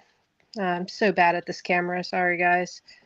But it's the original 1975 release. It's in kind of crappy shape, but it still plays, has a couple pops and clicks, but this is the actual album that I listened to as a kid over and over and over and over and over and over and over. Oh, me Great and a old buddy of mine, West Francisco, used to be we're just two lost souls swimming in a fishbowl. Yeah, we could just recite Pink Floyd over and over again after some heavy fucking Doober sessions. And yeah. That was the first song I learned how to play on guitar. It was Nirvana's About a Girl and Wish You Were Here were the first two songs I learned how to play on guitar when I was like 11 or 12. Shine On You Crazy Diamond's not on that one, is it? Yeah. It is. Okay. I was going to say, I thought that one was on there too. That's another one of my favorite Pink Floyd songs, Shine On You Crazy Diamond. Oh, such a good album. Fucking cool. Great See, guys, album. this is why we're doing this. It doesn't have to be any genre. I don't care what it is. If it's influential to you as a youth, fucking please feel free. If my Definitely. wife wasn't so Definitely. camera shy, she could come out here and start fucking talking Pink Floyd for hours. Oh yeah, Yeah, you Jennifer's keep Paul. cool. I'm not going on camera. I think Okay. Jennifer might be cooler than Paul sometimes. She probably is. She likes fucking Led Zeppelin. I know that. Fuck Led Zeppelin. That makes her cool in my book. Yeah, I said it. Fuck Led Zeppelin. Can I tell a funny Pink Floyd story? Yeah, I'm just kidding. Fuck Led Zeppelin also. I can't stand Led Zeppelin. Yeah, I'm not a Led Zeppelin fan. We're getting to the guy. Get off my channel, all of you. No, I'm just kidding. Yeah, I got this Roger Pink Waters Floyd. live in 2007. I got my Okay, who's fucking gonna go? thing. Mate, can I just say my Pink Floyd story? Because I'm not a Pink Floyd fan. I want to hear it. Yeah, let's hear it. I found them really boring. But real quick, Miss A and I used to work at this establishment that had a lot of tribute bands come through. Right? Anyway, they promoted this fucking big time, very well selling Pink Floyd tribute band. And at the time, I was helping out Miss A in the kitchen, and then I was also helping out do the lights for these shows. Right, so I would take my position. I would get all these fucking shows. I met so many cool fucking people, fucking Carmen Appice, his fucking brother. Like, we had some really cool times and hangouts with these fucking guys that I would listen to back in, and this Pink Floyd band comes on. The big thing was going to be, it was a surprise. They were going to float that fucking pig out into the audience, right? Apparently that's a big thing in a Pink Floyd show, the flying pig. You guys know about it? Yeah, Okay. Yeah, I know. So he spent a shitload of money getting a fucking inflatable pig and then decided that he was going to load it with drones and fly it around the fucking auditorium, right? While the fucking song was getting played. Oh my So God. he puts the fucking, like, he fills it with helium, right? And then loads the fucking things up and he's going to fly it. Now, the funny part is on the ground, the guy down there who's responsible for the life of this pig so the audience don't rip it apart is this security guard who is also a fucking retard, right? So he doesn't quite understand. Oh man, this guy was a mess. He would tell stories where his wife was a tail gunner in World War II. I don't know where to start with that fucking story. I didn't know there was female. And, I'm not sure that part's true. No, I'm pretty sure. That he was like 35 years old. I'm pretty sure. Yeah. And his wife was in World War II. And also, my favorite one was he told me about when he was in Iraq and he had to shoot a kid. And I'm going, that's from that fucking movie. He explained that Kyle fucking whatever that guy's name was, the sniper movie. He explained it scene to scene, and then he was in it, and he's got tears rolling down his face. I'm like, you never shot a fucking kid, you fucking idiot. Anyway, so he's on the ground trying to fucking save this pig. They shoot the pig out, the big thing. They forget to put the batteries in the drone. So this pig is just floating, but it's not really floating. It's starting to project. Then the air conditioning catches it, and it starts to move as it's sinking. And the guy was I would like to say a meth head. He was high on fucking, let's just say meth. It was definitely one that made you all fucking hyper.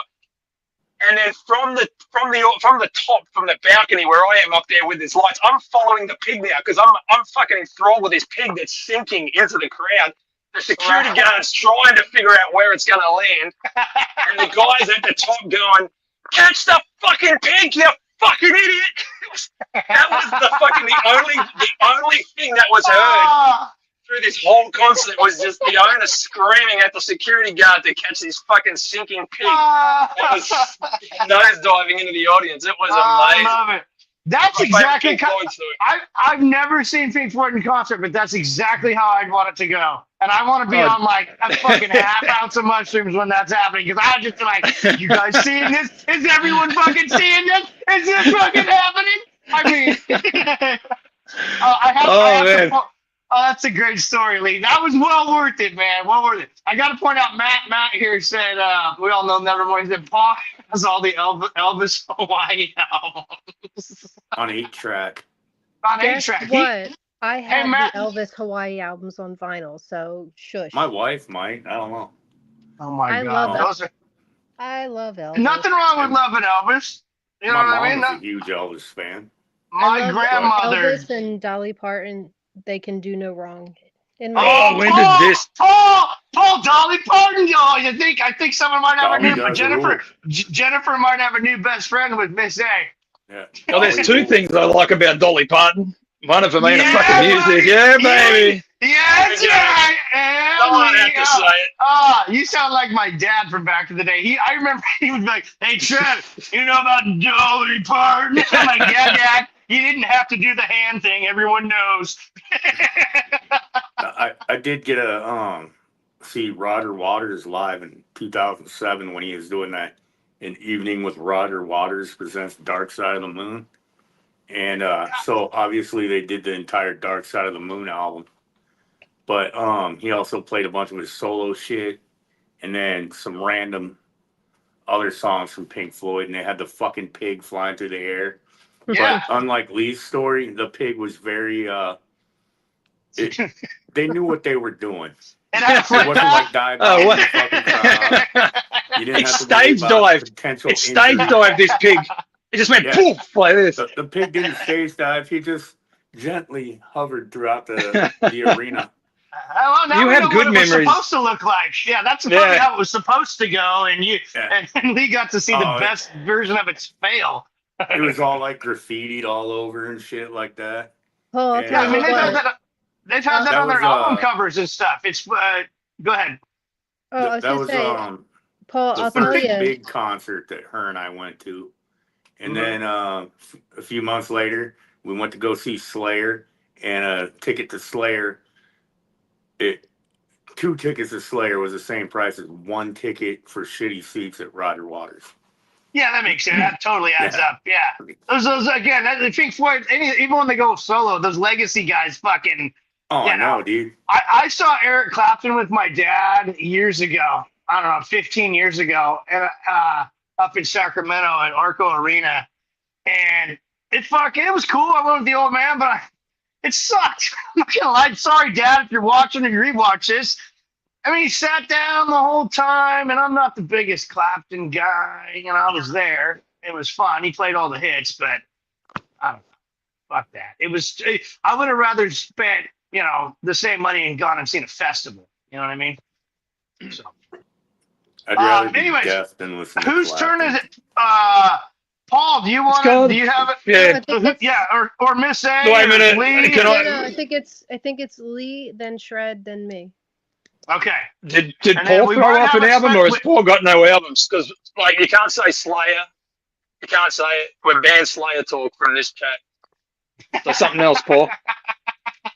What, something That's that, all. like, He's Something gonna that say you the- like that isn't fucking Show No Mercy. We understand say you like it's it. not a He's Give me- gonna Slayer say give me- album. Melvins. I give me bet he says something else. Melvins. You know it's Melvins. And you can't say Melvins. I'm making these rules up as I go along. Otherwise, no shit. Oh, goddamn. otherwise you gotta answer me a question, and there's 2 answers, and none of them are good. Oh fuck! I that? forgot about that. Yeah, I forgot. We talked about playing this game. Yeah. No, Lee and I that's okay. We'll play the game another time. It's all right. Okay. Yeah, I was gonna say When I we didn't prep- refine our question, I didn't prep anything for that, so it's gonna get crazy, man. I had 2 questions. One of them I wanted to give Paul, but Miss A said, "Yeah, don't say that. Don't say that. Ever. Well, she usually is a good Don't filter say for that. you. Don't say she's that." Sometimes she's a good filter for both of us, it turns out. Right on, Spirit World's here. What's up? Melvin's cover of Kiss going blind. You're not wrong. That is a good cover. I just actually saw, speaking of Melvin's, I'll say It this would be real a quick. great cover if it wasn't a Kiss song. Oh, shots fired. Oh. Shots fired. They did do a pretty good cover of Alice Cooper. I think it's called Ballad of the White Fry. What? That sounds racist. It's off their Lysol record. Oh, no, wait. Yeah, okay. I think I remember the tune you're talking about. Yeah, like Yep. That's they also it's covered ringing a Flipper's bell. Sacrifice on that. No, sorry, Francisco. Don Ho was not a fucking influence. Or No tiny bubbles something I for you, rocked huh? out to. But I did listen to a lot of, I still do Israel Kamaka Viva Oli. Oh, English, motherfucker. Do you No, speak it? He's a big fat guy who died. He did the cover of Over the Rainbow. It's pretty that everyone knows about, right? Yeah, he did the ukulele. He was Yeah. also in Yeah, Shallow Hal. He was like 600 fucking pounds. I had Yes! to wheel him in on a forklift. He was fucking like 1,000-pound guy. Yeah, huge guy. Like if you look at the video for that Over the Rainbow, isn't he just floating in the ocean like just like a big island? Yeah. Yeah. I'm not clowning. It's a good song. Fucking Israel. I can't sing Israel. Well, he died, didn't he, Paul? Either one of his teats is bigger than Rhode Island. His teeth. His teeth? Like he's a The teeth? goat. His big, Oh. massive man. His man melons. Gotcha. Either one Man of his boobs. moves is bigger than the state of fucking Yeah. Rhode Island. I had this Well- perfect vision in my head of Dolly Parton's boobs. Then it was your bald head. Now it's a big fucking fat Hawaiian's tits. Fuck You that. can see. all up. Yeah, you did. Thanks. I mean, Thanks, Paul. we're talking like fucking sumo wrestler size. Those titties? fucking Yeah, Hawaiian. here. I'm gonna look him up and I'll put him on the screen for a second. We'll see if we can do this. We'll But see yeah, if we can so do it. Oh boy. that was one of my influences, for music in general, or just something I listened to that wasn't metal. Nice. Of course, I did rock a little of Lizzie Borden. Oh yeah, Master of Disguise, great fucking. Yeah, that's a good one. Me Against the World, I think, was the Me first song I Against heard. the It was World. on some Metal Massacre 3, I think. Yeah, it was on the same one as Metallica, wasn't it? Well, I bought some Metal Massacre tape. That's it. But That's the guy. I bought That's some Israel. Metal Massacre tape, and it had fucking Slayer on there, Lizzie Borden, and the Great Cat. Oh, He the Great says, Cat. Aloha and That's a mahalo, fucking Paul. name I haven't heard for a while. That was a big motherfucker, man. Look at it. He was huge as shit. All right, I see him His say, arm I know. weighs more than I It's do. fluctuating. It's fluctuating. Yeah. All right. Let's move on. Let's show some more albums. Who's up? Lee, I think you're up. Yes. If you were Australian and you didn't own this album, you weren't Australian, right? Oh, it better be Men at Work. Oh, just kidding. No. It's not meant to So- work. These guys It's were not me. hometown. Midnight Oil. Let's go. Oh, No, sorry. fuck that. Fuck that. Fuck that Vegemite sandwich shit. All right. So if you were an Australian back in the fucking late 80s, early 90s, and you didn't have something by this band and you're a metal guy, we didn't know, like, we didn't want to know you, right? So, But where do we They weren't sleep when from- the beds are burning? yeah, good question. That's fucking, you don't sleep in them. I always thought that was a weird fucking song, but I digress. It's a true story, though. Armored Angel. Oh, All right. So, there you go. Pal. This- Nice. this one in particular, this was like one of those fucking albums that everyone that I knew had it, and we all, when it first came out, it was on, like, remember you used to get little cassette singles, and they were in those cardboard O cards or whatever they call them now.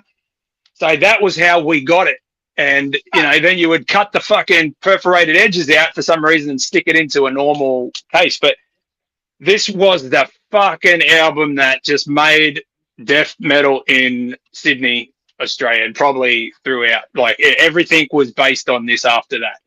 And then, Yes.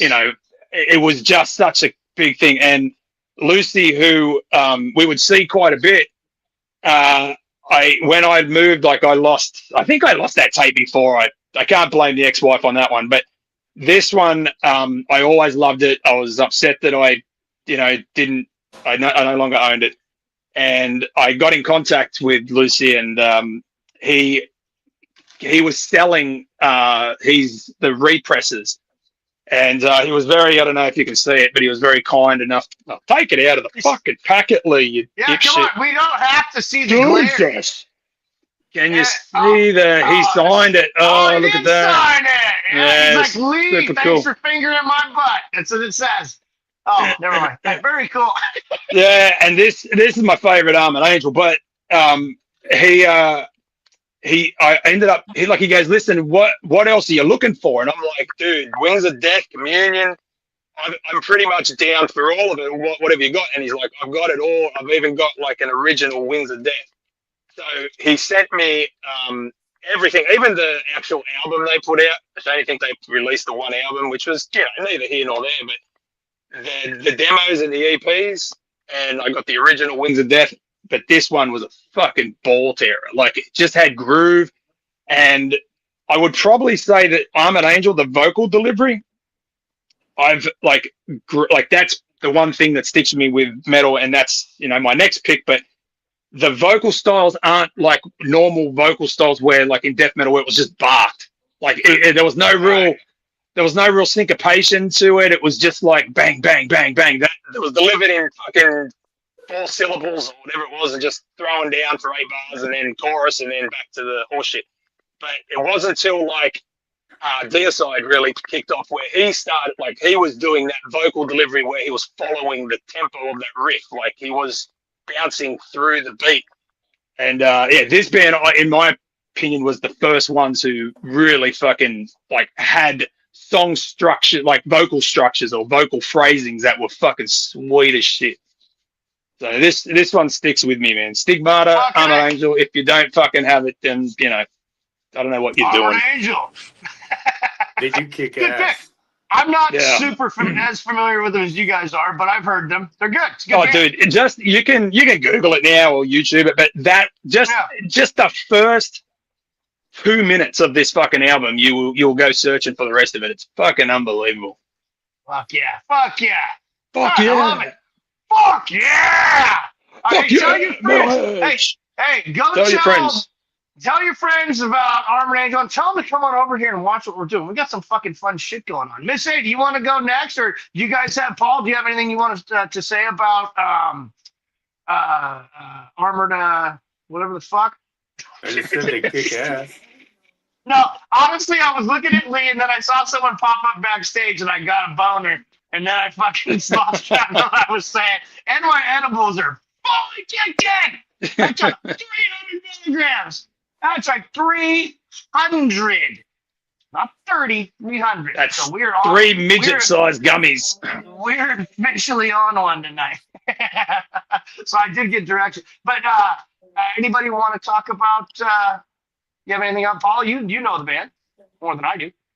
I'm not that well versed in them. I've only heard one album and just listened to it a few times. And I just got told about them recently. Yeah. Okay. Like in the last 6-7 months. I've heard of them. I just I don't know. So they were a fan. I'd be a poser, but I mean I did like what I heard a lot, and I listened to it quite a few times.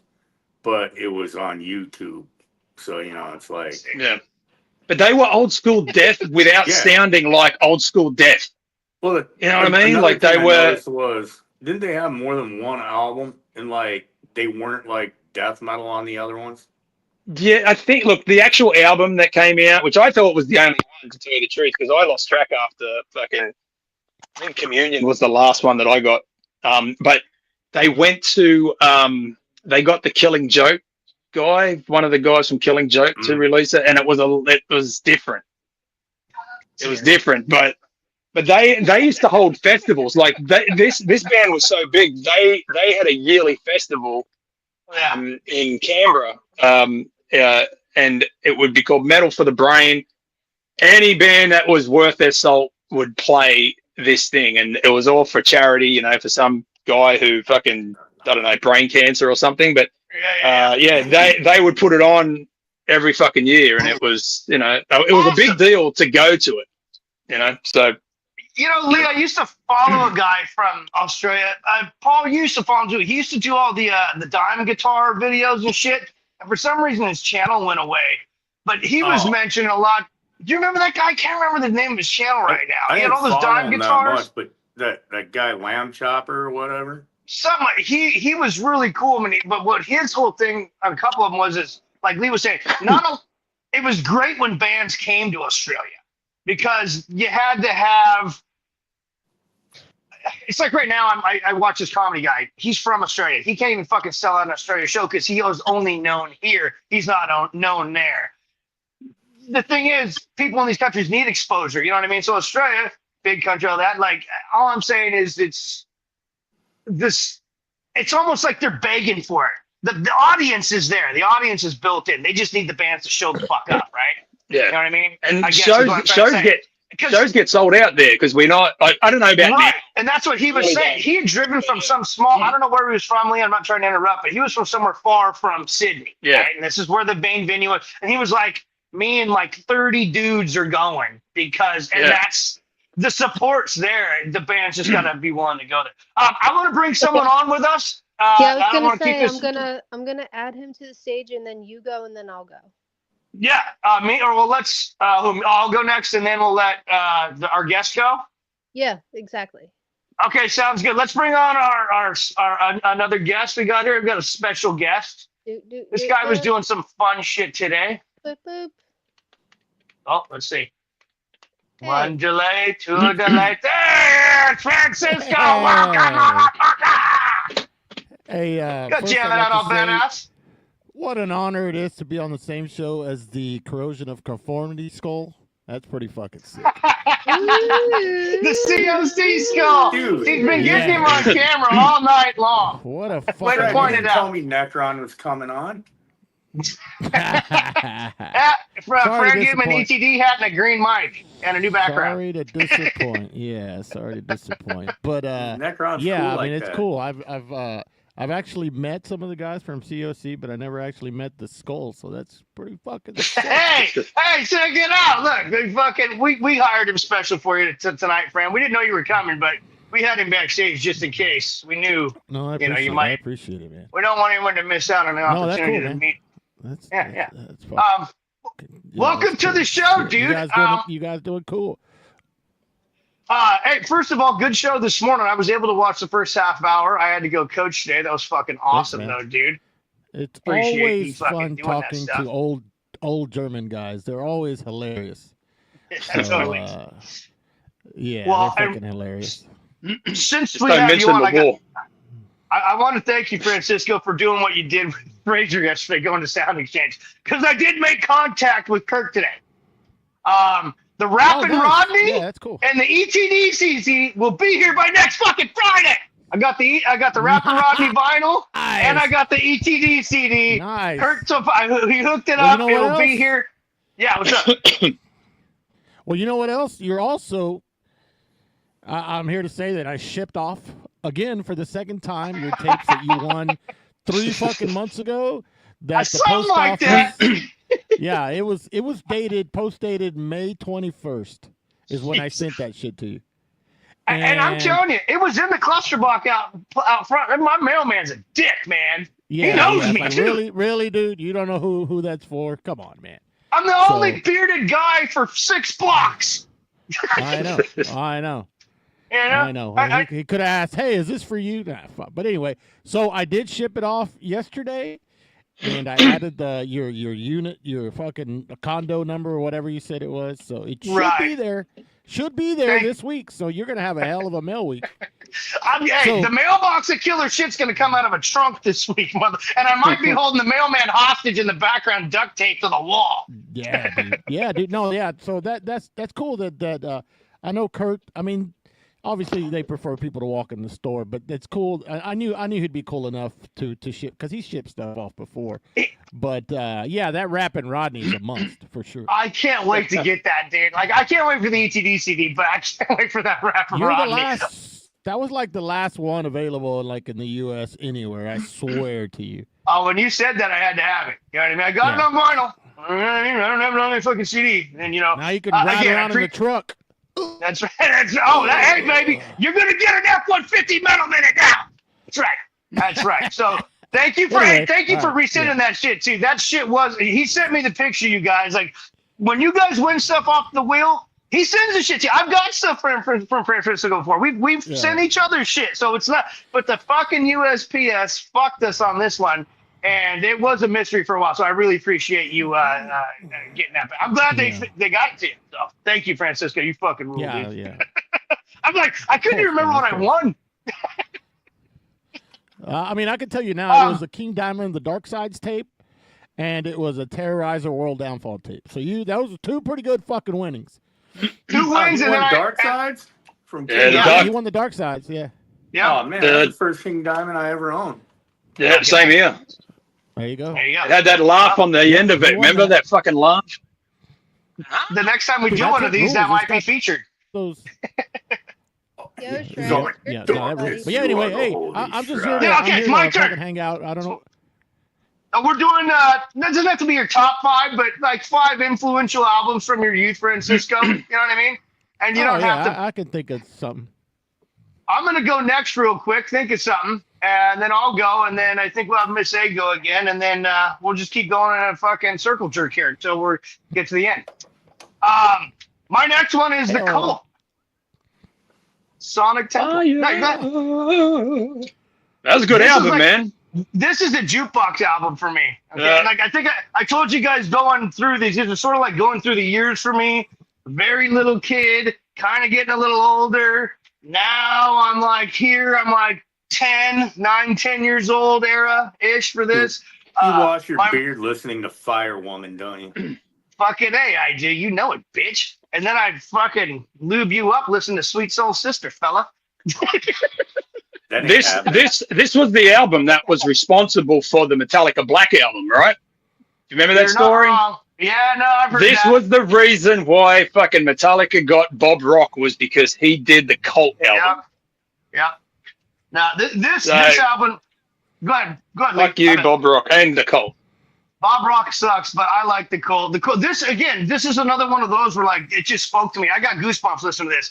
I heard this on a jukebox the first time. My mom worked at a place called the Pizza Plus. My parents had just gotten divorced and all that horse shit. And I was hanging out with high school kids, and they were like all smoking Marlboros and shit. And there was a jukebox in there. And the first time I heard Fire Woman, I got goosebumps, not gonna lie. Now, this isn't metal, it's hard rock, you know what I mean? These guys, it's an English band. Frasier probably loves the Cult. I bet Frasier loves the Cult. I don't know. It's an English band. Should love them. But again, this is just, look at the bangers on there. This fucking thing. It's got a million songs on it. This is a gatefold, actually, this one. You know who likes the Cult a lot? Oh, shit. Go ahead, Fran. Necron Really? likes that band. Oh, yeah, I think so. I talked to him about this the day I actually bought this album. I think I was on the phone with him because I've got this on I think CD. He really likes that band. Yeah. Yeah. So this when Sonic Temple came out, this was. So, anyways, that's again for me. This is like I was 10 years old, so this is probably like the early 90s, 1990 when I started hearing this shit. You know what I mean? Cool. Old jukebox song. Yeah. So that's my third pick. That place was cool. You know what I mean? The problem with that place was my mom was a bit of an alcoholic and they got their liquor license, and then mom and dad got divorced. Yay, fun story! Thanks, Mom! Thanks, Mom. Got the liquor license and you went back to it and you fucked it. Oh, we got more of that red and then shit. What's going on, Revik? Yeah, so the Cult, Sonic Temple. I mean, again, to me, a lot of those songs, Sweet Soul Sister's another one that speaks to me. You know what I mean? I get goosebumps hearing that song even to this day. So yeah, that's my third pick. I had no idea that they were British. No, I didn't know they were British. Because didn't the singer fucking start? Wasn't he dressing up as a fucking Native American? Well, hey man, yeah. And I always thought they were from fucking from here. I had no idea. So I learned something tonight. And that Cultural. never too old to learn.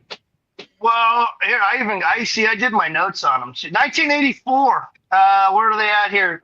Bradford, England. Wherever the fuck that is. I remember having the Electric album. That was a fucking cool album.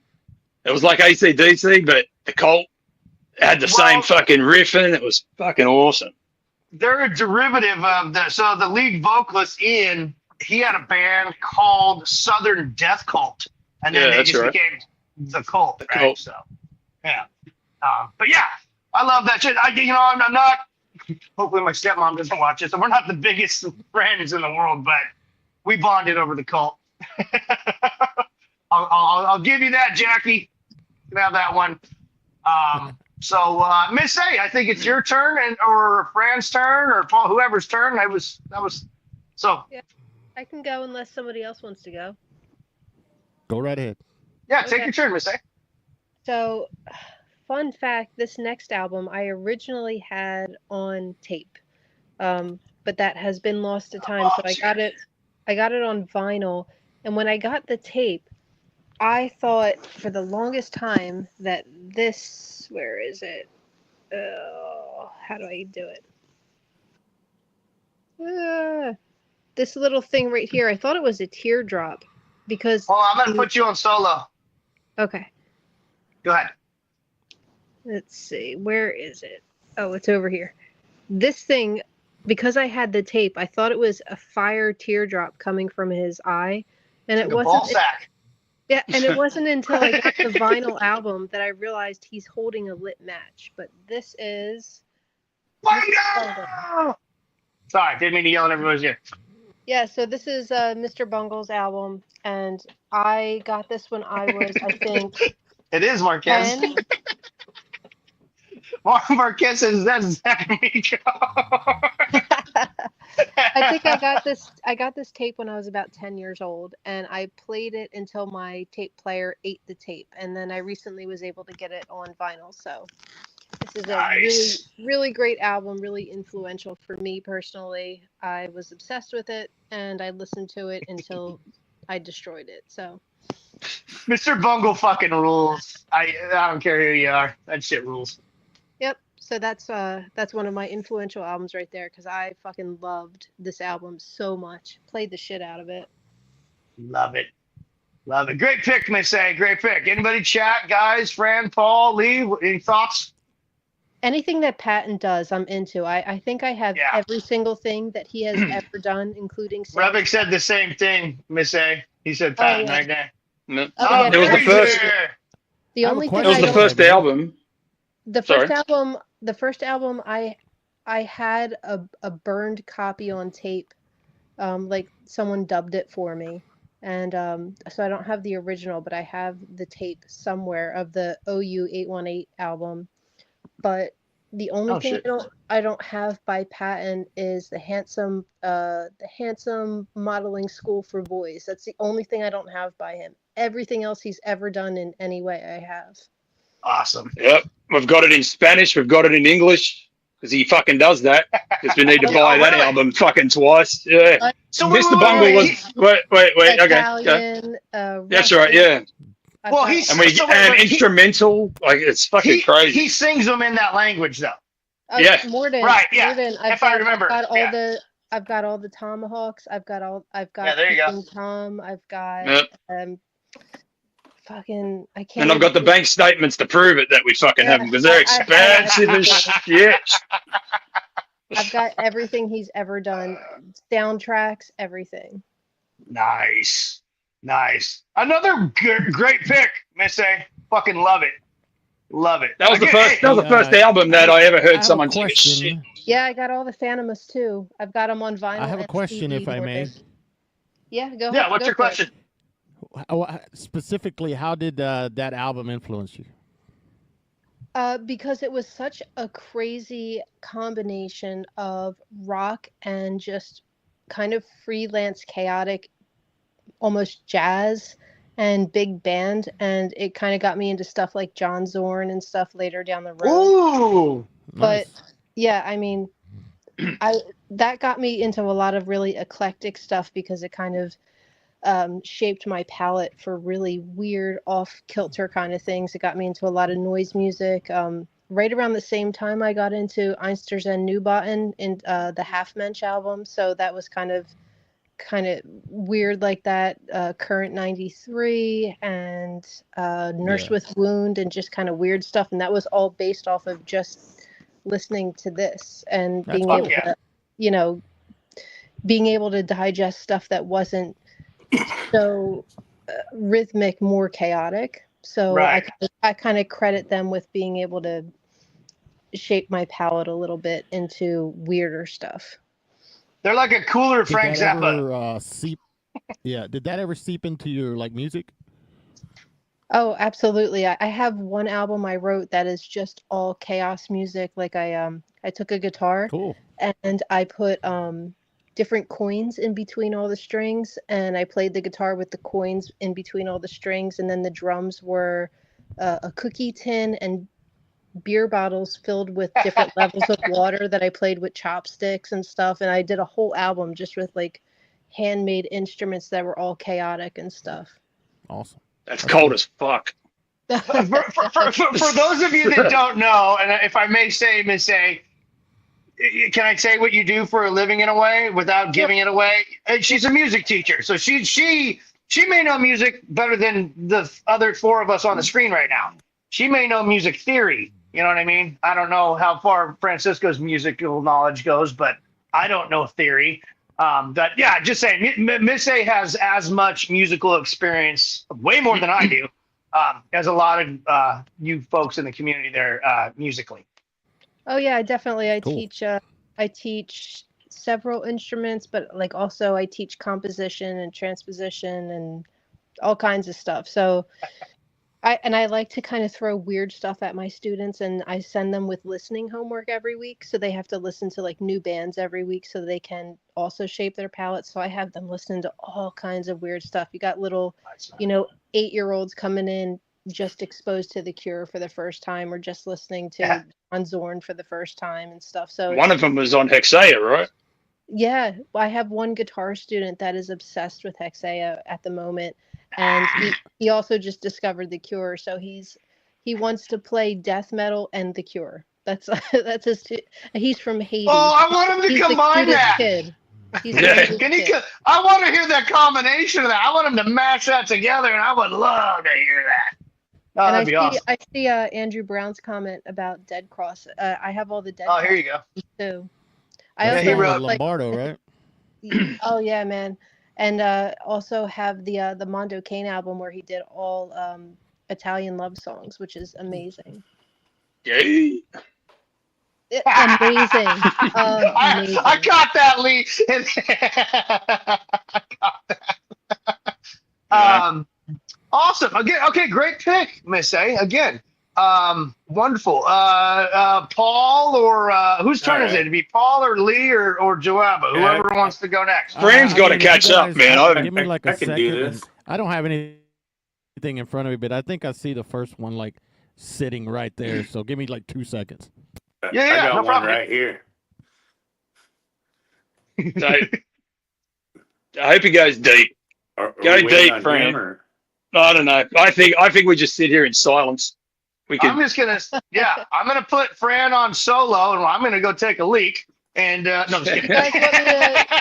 You guys want me to play a song while we're waiting? But yeah, let's Sure play a you. song real quick. Well, I Alright. mean, he said it's only take a second. We can play a song. I do need to take a wee soon. I'm not gonna lie. All right, Barry's got his Man of War love going. Man of War, Kings of Metal. That's right, baby. Oil Glory. Barry, that goat metal shows. Hey, Francisco, Barry said hi. He says Man of War, Kings of Metal. Hi, Barry. Oh, we're playing a song. Hold on. That's All right, we're playing that professional song. over Let it this. go. No, are we playing the song or are we coming back? This is one of my favorite albums.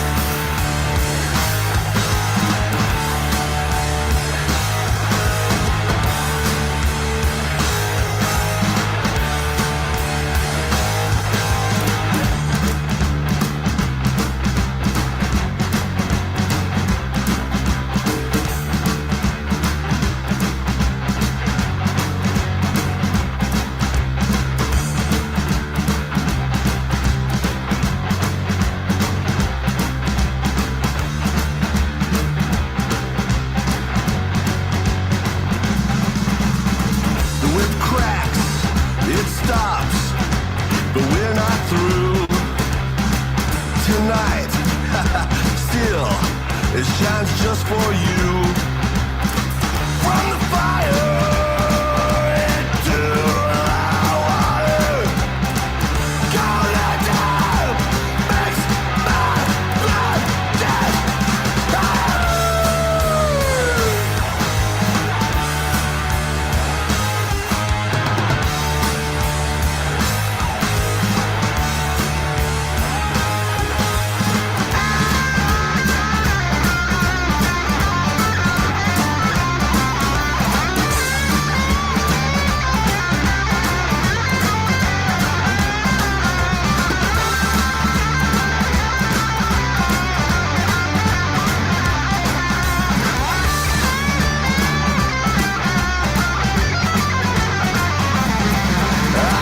heard your story and I saw your headline.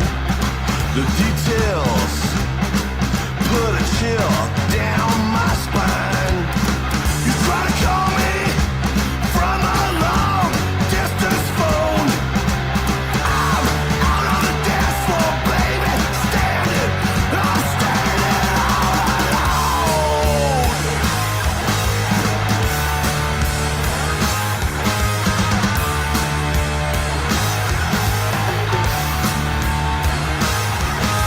At midnight, my black heart's faded. A sad description, 5 feet minor. I can't think about running back to you. You started with nothing, but you ended with less.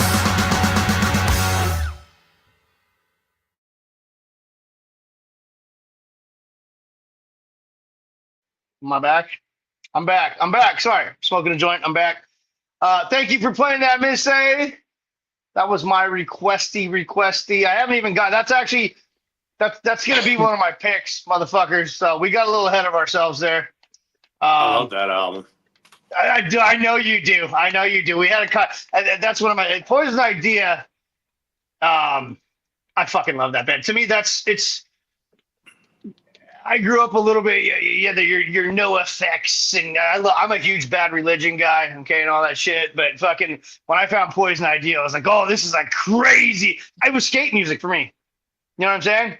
Hanging out behind the fucking mall, just fucking, getting our fucking wax sticks out and waxing any piece of concrete we could find, listening to any punk, any crazy music we could on our Walkmans. And Poison Idea was one of the main bands, always blasting at my ear. But I'm not going to get into that yet because I picked them for one of my picks. And I think we're going to go with Fran, but he's not back yet, and that's okay.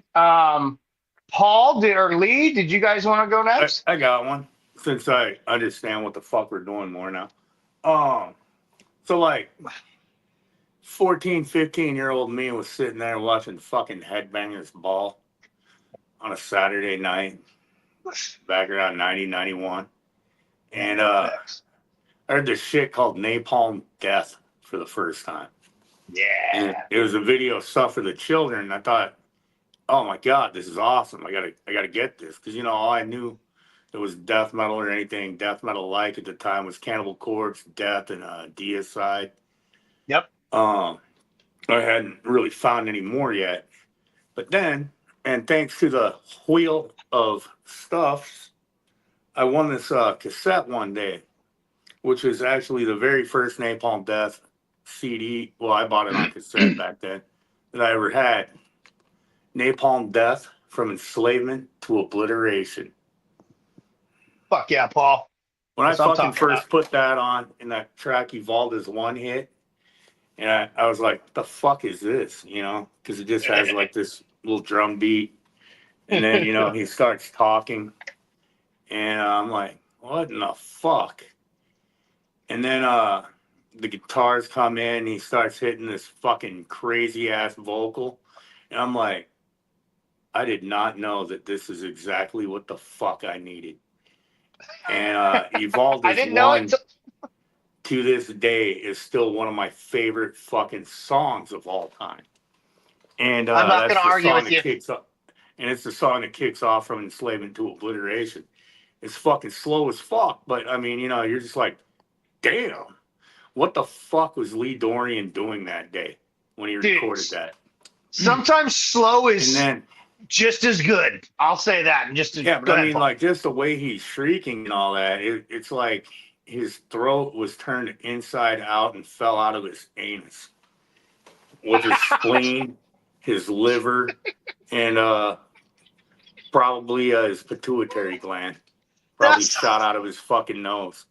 But then, it's got your basic grindcore fare that you've heard with Terrorizer and all that other stuff.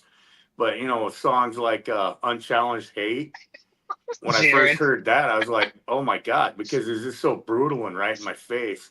I got your Paul, can fucking I coconuts, motherfucker. I was just gonna But, say, I hope you can read that. But Well yeah, I mean, played, Jared. like, I wasn't very good at guitar yet at the time when I was learning death metal. And I was able to play Evolved as One, Unchallenged Hate, It's a Man's World, Lucid Fairy Tale, and several other tracks off of it. But From Enslavement to Obliteration is one of those albums that just like fucking, I don't know, it was like it hit different than everything else, and it's still my favorite Napalm Death release to this day. I mean, Fuck I yeah. love Stum, I love Harmony Corruption. I'm not a Shit. big fan of anything that came out really after Utopia Banished. But From Enslavement to Obliteration is something I will listen to when I'm on my long road trips at work, Mhm. because it's something that I can just put on, hit play, just let it go. I don't You know- like going through shit where unless I'm listening to like a compilation like at Death's Door 2 Yeah. or whatever. I don't like putting on things where it's like I gotta skip the fucking track because this song fucking bites ass. I want to listen to something where the whole thing kicks ass. So that Dude, way I Paul, don't have to.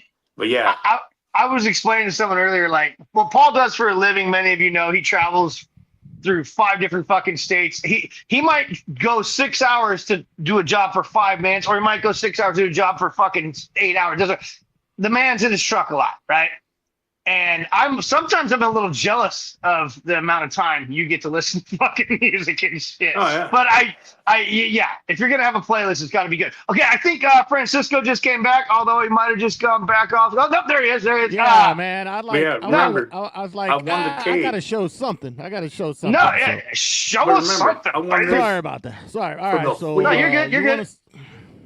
All right. So you guys go. I mean, I think Paul was talking about From Enslavement. Is that what I heard? Yeah, which I won the cassette from the Wheel. Yeah. Oh, People really do win. I think every one of you know that.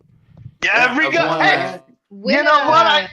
I double know because I already got my birthday gift from Lee and Miss A via the wheel. And there it is right Did they send it to there. you? Oh, there it is. Yes. Right there. And look, guys, it's the old school. Remember those clear cassettes? Holy shit. It was like, oh, it's so Yeah. cool. When I saw that on your wheel, dude, I was like, I have to get that. And then somehow I didn't win it, but my fucking homie won it. Thank you, Lee and That's Miss awesome. A. Appreciate you. Funny, And thank you, funny enough, Francisco. when I Thank saw it all on the three of wheel, you. friend, I said the exact opposite of what Shred said. I don't Oh, I want love this album, I dude. said, I don't want to win it. I'm sitting there, man, I'm drinking, and I'm like, put some money towards this, because I think there was like 2 things that I wanted on that night. And I'm like, my fucking luck, I'll get the fucking rap albums. What was the other one? LL Cool J. And I went, fucking bullshit. Yeah. And the Yeah. first one that spins up Cool is J. fucking Sex Maggots. Well, Oh, what I the love fuck is that this album. shit? And Shred's like, I'll dude. take it. And I'm like, it's yours. I You can't don't wait. even- Oaktown, Oh, baby. as- Oaktown. As soon as he won it, he sent it to me. Bro. Oh yeah, hey, Money B is his real name. I used to live down the hill from that motherfucker. I live down in the shitty area of Oakland, and we can look up at his house. Anyways, Francisco, it is your turn. Go ahead, All my right, friend. so I'm gonna start. This is a band that kind of set me on my track. Now, before this, I was listening to whatever was on the radio from my older sisters and this and that, and Spanish music from my parents. But when I was 9, I clearly remember hearing this band from my older brother and an older cousin of mine. And I'm kind of blurry on what album it was, but I'm pretty sure It was this. I Back in can't Black. see it. Oh, AC/DC. Fuck Back yeah, I in can Black. see it. Dude, fucking So this is the- you are. Yeah. So this is the band that kind of started. This is the first band I worshipped, right? AC/DC Back in Black, or the AC/DC period. As a kid, I immediately, of course, I wanted to be like Angus Young. Yep. Always wanted an SG guitar because of that. And many years later, I ended up with an SG guitar that I bought. But this album, I know it's got. I mean, it's still a fantastic album. I know it's got all the hits that everybody knows. But as I always say, they're hits for a fucking reason because they're really fucking good. But you also have songs like "Shoot to Thrill," "Giving the Dog a Bone," "Rock and Roll Ain't Noise Pollution." I mean, "Have a Drink on Me" for somebody that's never drank in their life. That's one of my all-time favorite songs. Have a drink on me. Yeah. So, AC/DC are total gods for me. Everybody. Totally, dude. Now, as a kid, this is what I heard, but eventually I, worked my way back, and Bon Scott era ended up being my favorite AC/DC stuff. But I still love Brian Johnson era. Now I think maybe my favorite album ended up being Flick of the Switch by them. But this album, that's a deep cut for AC/DC people. Flick of the Switch fucking rules. I'll fly on the wall. Hey, Fran, can I say something which someone said to me and it ruined that album for me? So I'm going to chance this with you to see if you think the same thing. Back in Black, the song. Do you think that was the first rap rock song? Rap rock? Yeah. First time I've ever heard that. That was okay. But, No. The next time you listen to that fucking song when it comes on the radio, that's what you're going to hear then. Like, that's what someone said to me, and I cannot listen to that fucking song because it just sounds like. If anything, it's a fucking rap lyric. Actually, the whole. Well, but they did it. They did it before they rapped it, though. You know what I mean? So if anybody I'm pretty copied sure anybody, the rappers copied. You know what I mean? AC/DC. Yeah. But no, I'm not saying that they did anything. I'm just, when someone said it's a rap song, I was like, get the fuck out of here. And I'm like, no, listen to it. And now all I hear is, and then someone went and did an Eminem mashup with that song. I was like, it fits. It's exactly the same. Oh, yeah. Oh, it ruined it. I will. And then I can't listen to it. I will say there was a song. There was a song that was ruined for me on this album, and I remember accidentally coming across Celine Dion doing "You Shook Me All Night Long," and it fucking ruined that song forever. Was she in her- ruined that fucking song. My heart will go Well, on. wasn't it like? It was- Wasn't it one of her Vegas shows too to make it extra fucking? Dude, I have no idea. No It's idea. like- All I know is like a room full of tourists is like, I can't believe I saw Celine do. You shook me all night long, didn't I? Come on, He's Bob, playing that heavy was metal. good. He's What's playing- funny about that is she was trying to be all rock and roll. I'm like, just stop. I mean, it was just do the But- Titanic thing. Shut the fuck Yeah, up. and get the Yeah, fuck yeah. off here. leave my fucking band alone. So anyway, Rather- Yeah, exactly. Leave my fucking. I don't know where band you guys are at, but that's I my, love that's my AC/DC, first dude. pick. You're not wrong I on do that. too, My I love uncle Dave fucking loved AC/DC, and he got me into fucking Devo and AC/DC at the same fucking time, believe it or not. Shout out Yeah. Uncle Dave in So, Colorado. You fucking rule. What's ahead. number? I mean, I only got like 4 things, but I don't know how many. So this next All one, right, this is the catch one up. that set me on my. This is my. Yeah, catch up. Set me on my path to more extreme music, and it was Master of Puppets. Oh, Master. Yes. Yeah, baby. Yeah. So this, That's a big This is- gateway, that one. It this is. is Big the gateway. album that I heard when I was like, I think this came out when I was 11, and I heard Yeah. it from my older brother. And at first, I'm like, well, what is this noise? Because my 11-year-old brain couldn't process it. But literally, Sure. he would play it all. He would play the cassette all the time, and eventually, it's just like it reeled me in. And just like most people my age, this was huge into Huge. getting into more extreme music. Without Yeah. a doubt, for many years, I really couldn't listen to it anymore just because I listened to it so much. But I still will jam out the first, what, 4 Metallica albums still. Yep, every now and I then. agree with that. Yep, yeah. So, Ryan's my favorite song off of that one. Cool. So this one was huge for me. Just kind of set me on that path of heavier music, right? Faster music. So this came out 86? Yeah. So I was 11 years old, and I remember it was like, I remember buying into it. It's like, yes, this is it. This is it. Nice. Barry sent this to me. Okay, this shirt wasn't at the Hot Topics where I went, and I certainly wasn't looking for it years ago, right? Because this is a Master of Puppets shirt, right? And you wouldn't have thought it. I mean, the graveyard kind of gives it away there, right? But Barry sent this to me. I was like, dude, I never saw this, and he's like, well, that was out here in New York. I'm like, oh, well, it wasn't where I was, where in the town I lived in, but dude, Master of Puppets fucking rules, Fran. That's a great pick, dude. Yeah.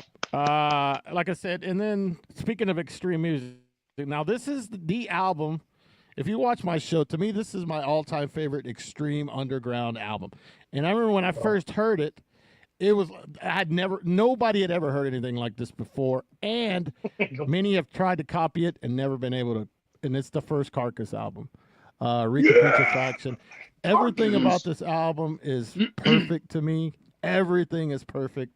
And I remember hearing this, and I was like, what the fuck? This is incredible. Incredible. Everything from the first thing the first thing you notice is the crazy vocals.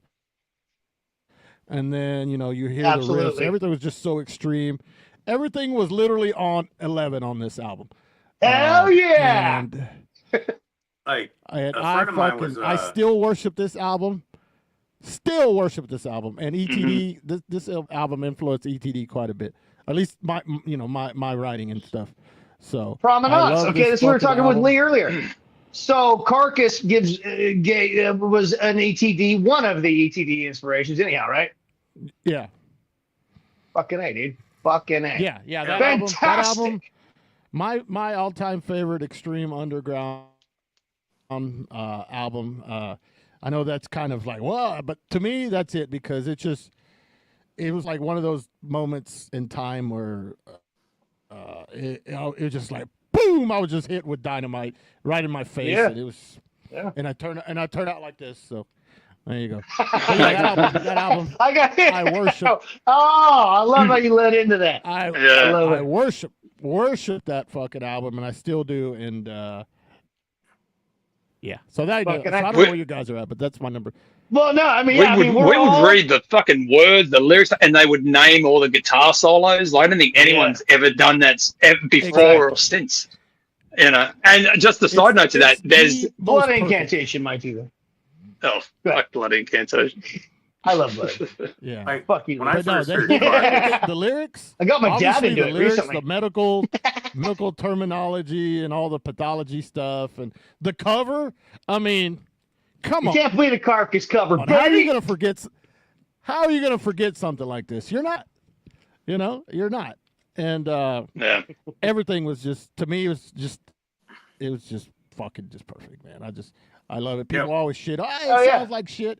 But you know what? The shitty production, it adds to the charm, overall feeling. It does. So you got to respect it. You know what I mean? And that's just it. There's a lot of people that I don't ever crave perfection in music, because the five of us here, Miss A's here, we all play instruments, and we all know that it's hard to fucking be perfect all the time, right? And sometimes that same song you played 1,000 times, is it going to sound the same 1,000 times in a row? No. Yeah. It can sound similar. You know what I mean? It's going to be what you're going to recognize it, but yeah. I'll do this last one now. And then you guys can continue on. But this is an album that I heard. Last one, so go. Oh, you're on your last one. All right, cool. Well, I don't want to be the last. I have two more, but okay. I don't want to be the last one. No, go for it. No, we're on that last round, friend. Yeah, we're on the last round. This album hit me at a time when I was really into the extreme stuff, like I think I heard this probably in 1990, maybe. So I was just deep into the extreme underground stuff at that time. But when I heard this No Control by Bad Religion, I don't know what it was, Fuck yes. but this album immediately hooked me in, and it was just melodic, hardcore punk, I just love Bad Religion. short songs, incredible vocalist. Yep. Absolutely incredible vocally. It just I don't know. It was weird because, like I said, all I wanted was extreme. And I remember hearing this from a friend of mine, and I'm like, holy crap, this is like nothing I'd ever heard before. And this band influenced me kind of, and it was cool because, I mean, this is another band. There's two bands that ever made me pick up like a dictionary at the source, and it was Carcass and Bad Religion, because they used all these massive words. Yeah. Just words I had no idea what they were. But it was just, I don't know, right place, right time. I don't know, but to this day, I still worship this album, and I sing. This is one of those sing-along bands that I will forever worship. And yeah, man, Bad Religion's No Control is just came at the right time. And actually, it was a weird time, like I said, because all I wanted was extreme. But this was cool because the lyrics, and the vocals, and just short, fast songs, and just, I don't know. Can I ask you something, Francisco? Can I interrupt real quick? Of course. Were you a skater? Did you skate? No, I owned a skateboard, but I was never Okay. I think I used to use it as transportation, but I thought skate culture was, kind of cool. You know what I mean? But the furthest I got was maybe doing a half-ass ollie, but that was it. Okay. I found Bad Religion because of skating. You know what I'm saying? Like Bad Religion and all those bands are because I grew up especially when I lived in Grass Valley, California, up there. I mean, that was we had a Sessions fucking skate shop, and it was all Bad Religion, no effects. Like, I mean, I Bad Religion was one of my first fucking loves of punk, just skate, street kid. It was street kid music to me. You know what I mean? And you're right. The vocals were great. And I mean, even up to my buddy Ian was down here in Menlo College when I moved down here, and we were fucking listening to 21st Century Digital Boy. You know what I mean? Right. Like that shit, that song just spoke to me. It was like, I mean, listen to the lyrics of that, that might not be everyone's favorite shit, but to me, Bad Religion is skate music. And I'm a California kid, grew up on a skateboard, and all punk type music, especially that type stuff, is just doing ollie, bro. So that's why I'm wondering, because you came to it from different. Now, you know what I mean? So I will always respect Bad Religion. I just came across it. I knew somebody that had the tape, and I remember them listening to it, and I was like, oh fuck. Revik, I don't agree. I fully agree with you. No Effects sucks. They have like one song I can tolerate. That's one more song than I can tolerate. I have a question for everybody in this room right now. Oh, no. Since Friend is talking at the moment, I'm going to start with him, and I want to go around. Friend, what would you say, what band or what musician specifically most influenced your guitar playing? It would have to be like guitar players that aren't. I think it's cool the skilled guitar players, but to me it was always the aggressive guitar players, the one that's pick really fucking hard and are really aggressive with the guitar. Just say Bill Steer. Not necessarily necessarily the most skilled guitar players. I mean, James Hetfield. AC, like noise stuff, Terrorizers, Jesse Pintado, Bill Steer, the guys from Repulsion, just guys like that were really fucking good. And then a lot of the old hardcore guitar players that just abuse their guitar, and that's kind of how I play. So I'm not I mean, I dig, Randy Rhoads and Van Halen and all that stuff, but that's not really what influenced me to play. I say, I can't play that. You know, Oh, yeah. Like Yeah, for the way me that, neither, bro. Greg for the Hudson way from that like you Circle play. Jerk, Bad Religion. That's Right. the guy I'd rather, you know. Yeah. What about you, Paul? Who would you say influenced the way that you play your guitar the most? Ooh, that's kind of a difficult one because it's like a blend. Mm-hmm. Because I mean, obviously, Kerry King and Jeff Hanneman. Mm-hmm. Those are obvious. I think if you listen to anything I write. Mm-hmm. Henry from God Dethroned. Mm-hmm. And then you got to blend in. What was his name? Frederick from Unleashed. Okay. Pete Tochgren from Hypocrisy. Asphyx. I mean, it's just like a huge. And of course, Asa and Tommy from Amorphous on the first couple albums. Oh, okay. No. Yeah. I mean, No. those are like kind of like the main ones that pop in my head, and of course, you know, Little Bill Steer and Jesse Pintado and stuff like that. All right. But Cool. it's just kind of like this big blend because all the death metal hit me and the thrash metal all at once. A little bit of Spike Cassidy in there. Gotcha. Oh, Cool. you said that was my That's a good honorable one. mention, you fucker. That's a good one. From DRI, All right, well, you know, speaking- because Fucking Speaking of A. that, oh no. and then of course the guys from Poison Idea, because if you change some of the drum beats and the vocals, Stole my some Poison ideas. Idea songs are fucking death metal, like Plastic Bomb. Uh-huh. But yeah, Fuck you, I mean- Paul.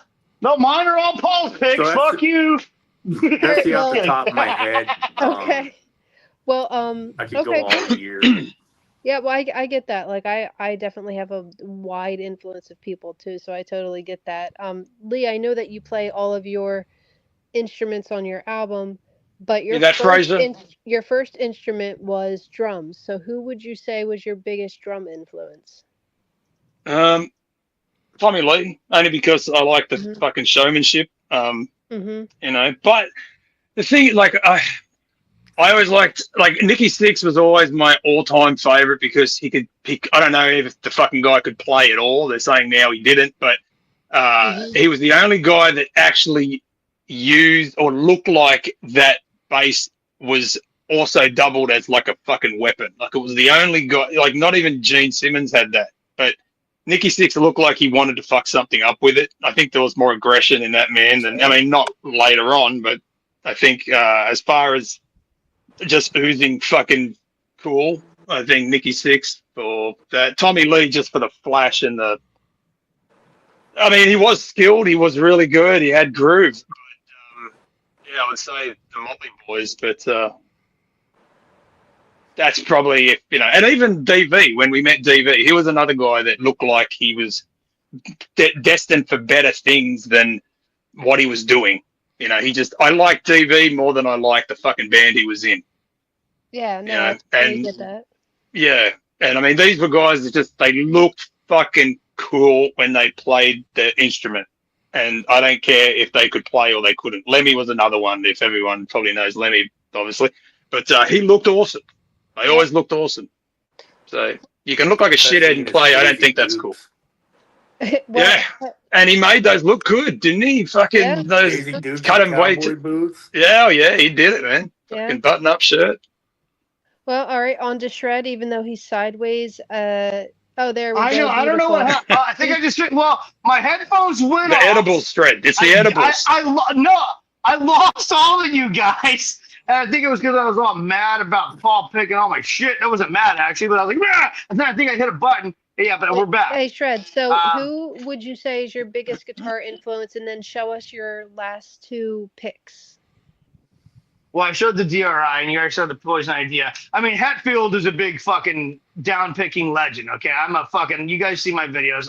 I'm a huge Metallica guy. I love Hetfield, okay? Okay. I am a rhythm guitar player. When I hear the grind, Mm-hmm. that's all I want to hear. Rhythm. Now, I love solos and leads and all that shit. But Yeah. I just got all fucked up there. So, I mean, I don't have a bunch of other fucking, any rhythm guitar player that kicks ass, I'm with Mhm. you. Okay? Oh, cool. All right, Okay. well, show us those two Yeah, albums okay. again.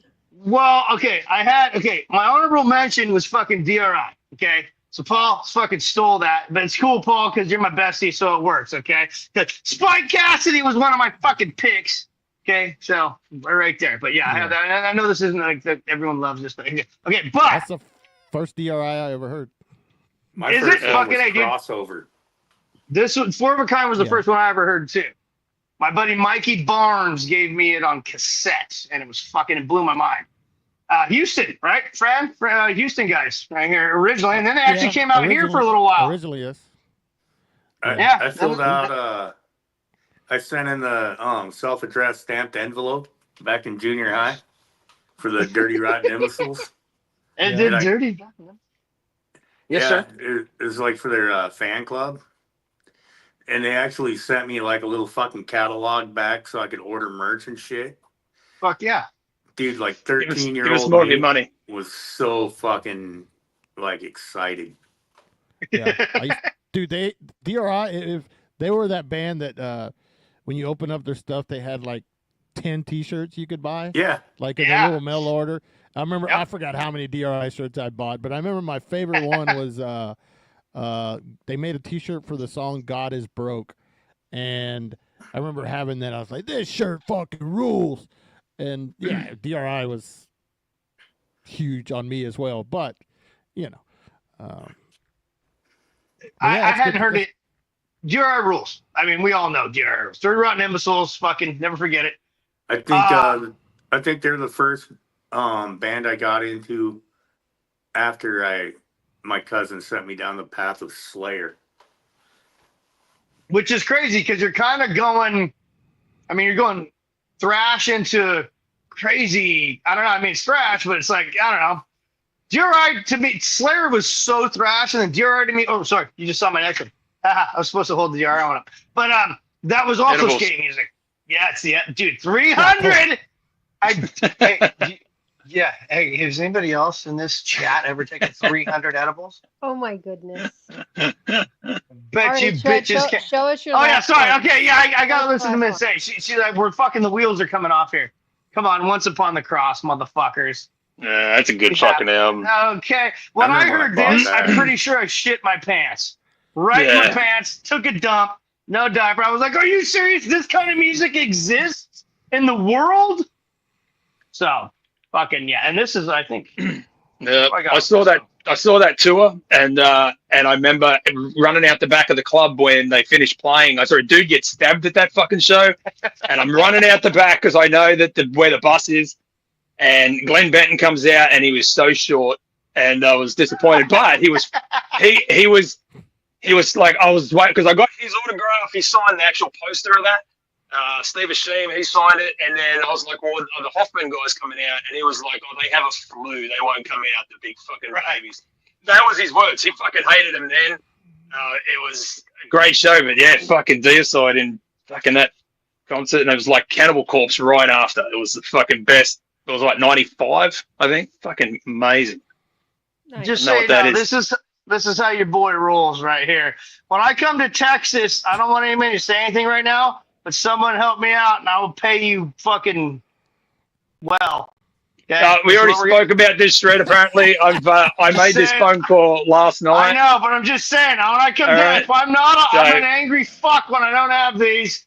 So when I come down there, just kidding. I'm not that angry. Sorry, I'm not trying to be insulting anyone, but yes. I All right. take 3. Go ahead. Sorry, Miss No, A. you're good. Lee. Don't your bring last- him on the plane. What's your Sorry. I'm last gonna send album? them to Francisco. My last album? first. Just kidding, Fran. I'm not gonna do that. Yes. it won't Sorry, get Lee. here. Edibles.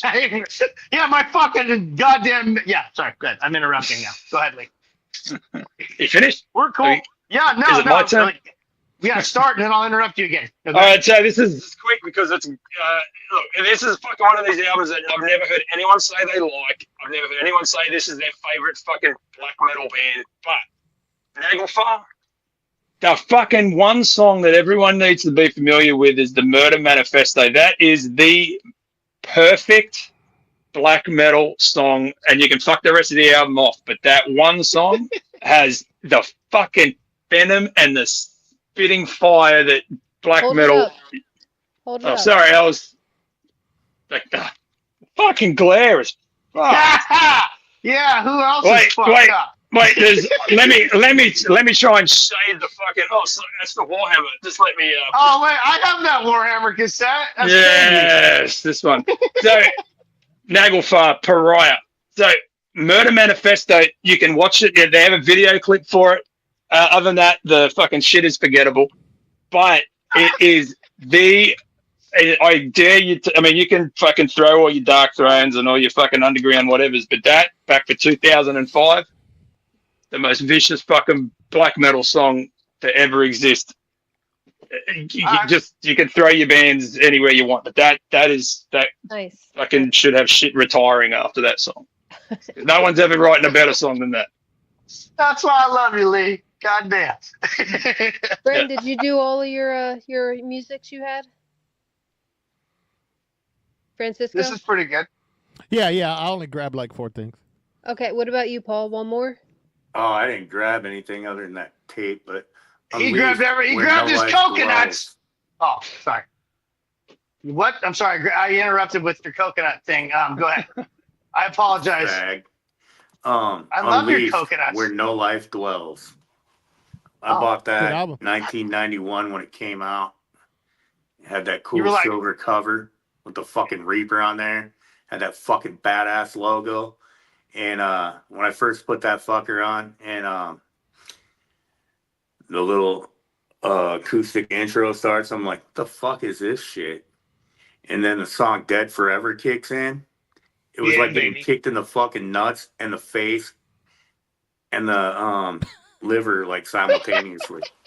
Nice. It was Yeah, it fucking starts awesome busting just the that way screen, it like, hit. die! Right? Yeah. Right after the acoustic Yeah. part, Dun, dun, dun, dun. Yeah. And he's all like, you know. It Dun, dun, dun, dun, Oh, well, like when I first heard that, everything else I heard was more like, you know, Great. Deicide or Cannibal Corpse, so it was more about speed. And then when I heard that, I was like, oh fuck, this is like Oh, see? completely different. And you could like hum almost every riff off that fucking album. I don't But care you if it's the could. dark one. I don't care if it's Where If Life they had eyes. Ends. Dun, dun, dun, yeah. dun, dun, dun, dun, dun, dun. It's total Or different like, riff, but it's a good Before riff. the Creation of Time. I mean, like the whole album, Onward into Glory Ride, whole thing rules. They have. it's like- Would you agree with this, Paul? That little galloping thing, that's kind of their signature. Yeah, That little triplet things on the guitar. I kind of ripped it off a little bit. Yeah, everybody does. I'm not gonna lie. Little bit. I totally stole it. Uh, Like, there's no It sounds shame good in that it either. There's no shame in that game, Paul. You do it, boy. Paul, are you stole saying that that you and you mixed it Red with Dead Slayer. Redemption looted it? Hey, you got. I think Tone We've Joker's been gonna playing a come lot of out. Red Dead Redemption. Oh, you guys. Yeah, I was wondering where that was coming Oh, from. I forgot to say. You guys I forgot to say. Yeah, that album. I like. What you call it? Unleashed. Hey, that's the name of Tone Joker's new fucking hair gel, or whatever. What was this thing? It's his new hot sauce. Don't be fucking putting Yeah. that shit out here right now. What you call it? It's the Tone Joker's new hot sauce. That's Actually, copyrighted, Paul. Tone and I are starting a new show called What You Call It. So I don't know if you guys do that or not, but you get an exclusive. It's a new YouTube show called What You Call It. Tone Dude, and Francisco, what you on that call last, it? I love on it. that- What you call it? Do you guys remember that commercial for the candy bar? It was like, what you call it? Dun, Of dun, course. Oh, what yeah, you call totally. it? No, but the last episode of that Goat Metal show, if I were a drinking man, if you would have taken a shot every time someone said what you call it, and it was You'd like be towards the shred-beard end, right now. it was like You would be. it would have You been like would be, 9 Fred. shots You in would about be, 4 Francis. seconds. I'm Fred's not that gonna go guy out on the another corner that just screams as you cross him the street, and he's still screaming after you finish work and you're going home. He's that guy. Tonight he is. Oh, Tread, earlier when I was watching it, there's times when I had the volume down, and with the volume down, watching him go back and forth, you look like a complete, total fucking psychomaniac. Because it's like, what is this guy doing? There's like no volume, and he's just like, I was like, what the fuck's going on over there? mean, I'm high energy, man. I can't stop. Like we have a couch. I hardly sit on that motherfucker. I got. Yeah, but you're like, I mean, if you're on 7 normally, you're like on fucking 12 right now, dude. Oh, dude, thank you. I'm gonna go get another doobie. We can go on 15. Let's go. All right, look. Yeah, but hey, no, do that. Everybody, after this is over, just watch Shred and with no volume, and trust me, you're like, holy fuck, this guy's a psycho. Oh, you may not be wrong on that. You know, we runs in the blood. I'm gonna do my last one too. Oh yeah, let's do Miss A's last one. And thank each and every one of you for coming on here tonight. Francisco, Thank you, Paul, chatters. Lee, Thank Miss A. you, everyone. Thank you all the chatters. My lighter just fell. All right, go ahead, Miss A, go. This is another album that I had on tape originally, and I got it when I was, I think, 11 or 12, and the tape has not survived my heavy play of it, so I got it on CD. So this is the CD that I have right here. Let's see, I'll put this on. Whoop, there we go. Oh, I was gonna put you on solo layout. Oh yeah, go ahead. There you go. Okay. Gwar. Gee. Now He I said have, G-War. G-War? Is I that have all G-War? of the Is that Gwar War? albums, but I this heard is- him at the fair once. So This sorry. is my favorite Gwar album, and I got it when I was like 11 or 12, I think, and I just played the shit out of it. This is the special edition that has Phallus in Wonderland, which I didn't see that movie until I was, I think, older, teenager. But this 13. shut up. This album, I fucking love this album so much. I actually, one year we got to dress up in high school, like, for Halloween. And I tried to dress up as a Slemenstra and I got sent home. So that's how much I like I Gwar. wonder why. That's what I'm talking. Fuck your high school. Yeah, I didn't even make it through the front door. I got off the bus and my neck was called. So At least you could have made it to the bus, though. Oh, yeah, man. my bus driver didn't give a shit. But He was yeah, like, so- get on, kid. We're going to get you It there. was, this album was Chris very Gamble. Chris influential. Gamble was driving her. It was Chris Gamble. This album was so influential to me. Bloodstore. I used to go to my friend Shannon's house and we would sit on her bed and scream the lyrics and just go bananas. And we were in like, I think 8th grade or 7th Fuck grade. yeah. And we just fucking loved it. So I still like that's my Gwar. pick. Fucking A. Gwar rules. Yeah, Gwar's awesome. So that's my fuck. last pick. Nice, Miss A. And you got the corrosion conformity heads to just ending it. I think he killed Miss A. Lee, go upstairs and check on her. Okay, she's cool. Camera's Yeah, back. she'll- Okay. There we go. There she is. She's, oh, man. I don't Wellness know check if she- completed. That's 2 Oh. wellness checks today I've done. Fucking Paul. I wasted one on you. I'm wasted. Yeah, he survived. He's still here with us. All right. Well, are we maybe gonna put- next time. Maybe. Well, we hope not. We hope not. He was the smart pig. He built his house out of bricks. He's fine. It'll be all right. I worked security Oh, a man. couple times for Gwar. That's some Concerts. green Jello stuff. The third little piggy, a grade A student. His daddy was a rock star named Pig Newton. Fuck yeah. Fuck yeah. Well, we've gone through all of our selections. Yeah. Do we want to play a song or two on the way out, Miss A? We Dude, want to thank I Francisco. don't I have thank. anything. I Yes, don't go have ahead. anything queued up, so let's just wrap it up. Let's good. wrap it up. Yeah, It's this- late for everybody. It's Okay. 9 o'clock. I got for me. drinking. It's late on the East Coast. It's late in the mid, in the Central, and it's late. It's only 9 Yeah. out here for me. So I'm gonna go downstairs and keep fucking partying, motherfuckers. But anyways, I need to go and see if this other YouTuber's going to quit again tomorrow. So Oh, I need to wait go a check minute. out what's going on. We're- Wow. oh shit! Wait, Whoa. do we need to shoot? Yeah, we're not gonna, but maybe. Yeah. Hey, someone who's on right now, stop fucking complaining. Stop complaining. That's all I'm gonna say. Sometimes people watch, sometimes they don't. I don't give a Dude, fuck. Our Anyways, that's all I'm gonna say. viewership dropped up and down today. It's okay. Just deal with it. Yeah. I didn't Hey, run to Rabbit. the. I need to send Yeah. you a picture of a fucked up shed. it was Just go to damaged in that a same storm. road, Paul. Well, I don't want you to name the road, but Paul definitely has like garbage pail kids fucking road he drives down once a week, and he sends us all Oh, pictures in the group chat that, where there's like no, a that's not toilet. It once a started week. with a toilet. That's like twice a month. That's up in Omaha by Hey, can Carter I ask you Lake why you go down that road? because it's the easiest way to get to the fucking job site. Okay, whatever. No, really, it is. I just Any wanna- other I think- fucking questions? I just want to point out that I have It's in an 4 area of subscribers Omaha and I don't care. where it's very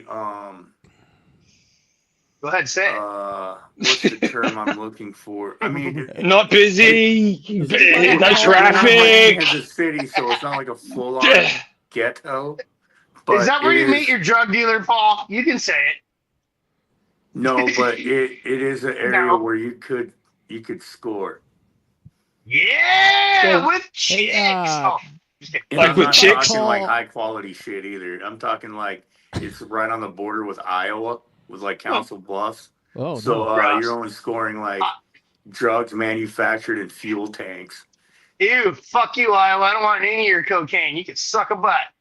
Hey, does, Cocaine, it's not that high quality. Oh, does go anybody ahead, Fran. I'm call sorry. Omaha Homoha? Anybody ever call Homoha? Oh, we Yeah. have. Okay, Oh, you have.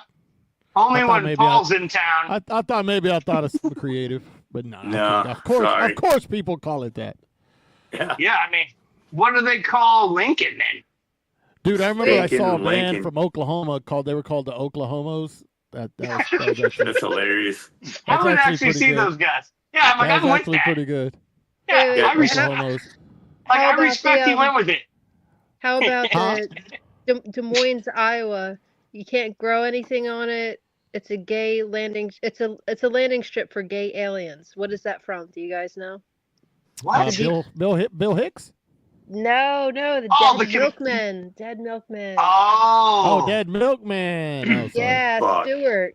Thanks I for know a guy reminding who- me. I have to drive to Des Moines, Iowa soon. My Des buddy Moines, John Shad went to Iowa. Des Moines, and he said, never go to Des Moines ever if you want to have fun. That's what he told me. I was like, cool, I'm never going to Des Moines. That's the whole joke of that song. It's like, look at the soil at Des Moines, Iowa, Stewart. You can't grow anything on it. They say it's a landing strip for gay aliens. I have to go to Des Moines, Iowa for work. Oh, have fun with the Oh, gay aliens. Now we know where the gay Fuck it. aliens came from. Hey. The gay aliens came from Nebraska. Well, Sorry, they Paul. do alien, only I'm from land Hawaii. in like I'm not from hey, Canada. they do only land in like kind of hillbilly fucking towns all over the. It is fucking true. US. They're like, they're sort of like, All of Arkansas. They No, fly listen. away because they get scared of the fucking exactly. They get scared of all the hillbillies whenever they They're like- fucking land. they're like, that kid had 3 eyes and 4 ears. They land in places like Tennessee Yeah, or exactly. South Carolina. Right before we go, I just want to point out that I have 4 subscribers to my channel, and I don't care. So if You should anyone is quit right now. complaining about Full circle, me baby. Miss A, driving- go to your Jesus. community post and tell everyone to fuck off and you hate your fans, all 4 of them, and I then am do a so live mad, stream but tomorrow. I'll tell you, I'm holding strong on those 4 subscribers, man. I'm holding strong. Because Well, I'm unsubscribing. We're back down to 3. I'm in unsubscribe too. You're starting over. Oh my God. All right, This guys, guy, I'm jumping off of here. I think. I say, No, you're I'm all the done. head of productions. Don't leave No, me in wait. charge. Don't leave us in charge. we should end this. We should end this the fucking way that Well, he listen, ends you these go ahead, shows. Just like Yeah. click, and then it's fucking Well, gone. no, We're out of here. I would like I'm final. ending this right now. I'm You doing heard the him ending. say. Hold on, I'm gonna. Oh, okay. Wait, no. Don't Oh end god, it. this No. poor fucking guy. Any final statements? Final statements, Paul. Final thoughts. I Final got thoughts. one. So to quote this Where the guy fuck that are? Just I kidding. think is partly is kind of Sorry. smart. Love you, This bro. guy named Francisco once said, just be glad somebody even watches your dumbass. Damn. Be glad somebody took a few minutes to watch your shit. Maybe if they Damn. said they liked it, cool. But Right. just be glad somebody even took the time to fucking watch it. Exactly. Be thankful for that. It's not like you're the Thankful. only option That out guy there. sounds like a fucking genius. Yeah, That guy I mean, might I kind of be- changed the wording a little bit, but that's basically what you No, said. I mean I think that sounds probably exactly what I would have said. Yeah, you know, Sounds like be a glad- wise guy. Be glad Sounds like he somebody doesn't watched give your a fuck. dumbass, you know? I If, don't. if they gave you a fucking like, if they like fucking left a comment of any kind that was positive, you know, just be fucking grateful for the fact that somebody even fucking did that. Exactly. You know, they gave you something just to watch your shit. They gave you something more valuable than fucking money to some. They gave you their fucking time. I don't So, know you how know, just be many- fucking glad. I don't know how many bands went out and performed for 2 people, and they were just happy to do that. So just be I've grateful. done that. I performed for the Exactly. fucking This bar man staff. has done probably more than Exactly. once, right? Like, yeah. I've traveled hours to play for the other band, you know? Exactly. If I you mean, haven't done look, that, you've not really been in a band. right. And besides, this Yeah. is YouTube. It's not that big a deal, guys. You know what I'm It's saying? not that Hey, big a you deal. No, But we no. are we're almost at 3 hours, guys. So final thoughts. That was Brand, my you final thought. Yeah, Okay. look, I can't wait for this to filter back and the fucking explosions happening at like 3:00 in the morning. So I'll be there. All right. Well, you guys are all three. At least a few of your, you're all 3 and 2 hours ahead of me. So please text me and let me know, and I'll know what to do when I wake up. This was a great stream. Thank you, Francisco. Thank you, Paul. Thank you, Lee. Thank you, Miss Anthony. Thank you, Eddie from the Realms of Rock, for coming on. We appreciate all of you guys. Appreciate Shred. all of you chatters for coming on. This was a Thank you, fun night. chatters. And, we're going to end this fucking shit show right now. Go ahead, Fran. I see your Hey. hand is up. Come to Texas. Yeah, yeah. January. Wait a minute. That's not what I was gonna say, but yeah, thanks. But go ahead. No, Fran, go ahead. You had your hand up. Go ahead. No, I just want. Hey, I just confirmed a show for Friday on Jawaba. It's Bloody Freddy from the legendary band Bloodspill from San Antonio. He's also in Green Ripper, who is more of like a stoner kind of band. He does the Little Shit Show podcast. I'm fucking psyched about having him on the show. So, Nice. you guys he was also in a band called Miscarriage, which is fucking insane as well. But yeah, it's gonna be cool, man. I just confirmed it with him a while ago, so it would be cool to see some of you there. And like Paul said, who cares about numbers? Fuck Right. numbers. Oh, we had fun. I have fun doing this. It's the only reason I do it. It's fun. Right. I've gotten to meet you guys. So hey, what do I want? Who the fuck am I? You know, I'm just glad people are Exactly. tuning in every now and then. So I'm an old Hell yeah. dude playing his guitar in his fucking dining room. Sure. I'm Yeah. grateful anybody wants to fucking see that. With no fucking pants there's on only most of the a time. billion. Yeah. There's only a billion options nowadays. Yeah. Right. There The seriously fact that is. somebody picked You don't have me 3 is- channels. This isn't the days of Necron's ABC, here. CBS, and NBC anymore, right? Oh, No, quiet. Next that's country. right. Well fucking said, FP. Pontificate. Yeah. Yeah. Okay. We're good. He's like, that's it. Okay. Lee, Final final thoughts. There's thoughts. no more. There's no more. Go ahead. I want to crack open another beer. I love you all, but not as much as the beer. And I say we fuck this off. And just before we go, it's been a great trip. Hey, also too, we sold out. Nice. And that was fucking 48 hours. So I was pretty happy with that. But we still have 2 of these motherfuckers. So get out there and do that, because that'll be gone, and then I can't be fucked doing anymore. So beer. Thanks everyone in the chat. Beer. Yep. Thank you. Okay. Love the way you all taste, and happy Necron, Thank you holidays. for showing. That's right. Happy fucking holidays. Anyways, we'll end this here in just a moment. And hey, the Fomorian crew will be out in Texas. January Bravo. 17th. Yep. Okay? All of us. You're going to Trent, meet me. You're going to telling meet you right Lee. now. I'm telling you right now, you're gonna have a fucking blast, dude. I can't wait. I already told Kurt via DM today that I will be stopping by Sound Exchange. There'll be a stop there.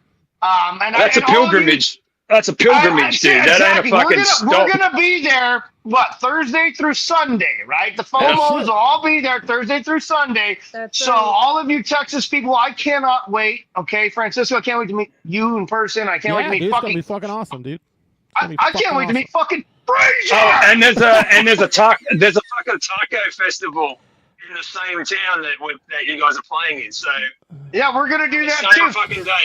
Yeah. So there's a taco festival. Oh, you And, finally there's found a out show. why the rooms were booking up. Okay. But Yeah. you know, Oh, by the way, yeah. Also, There's I like think 3 that different things.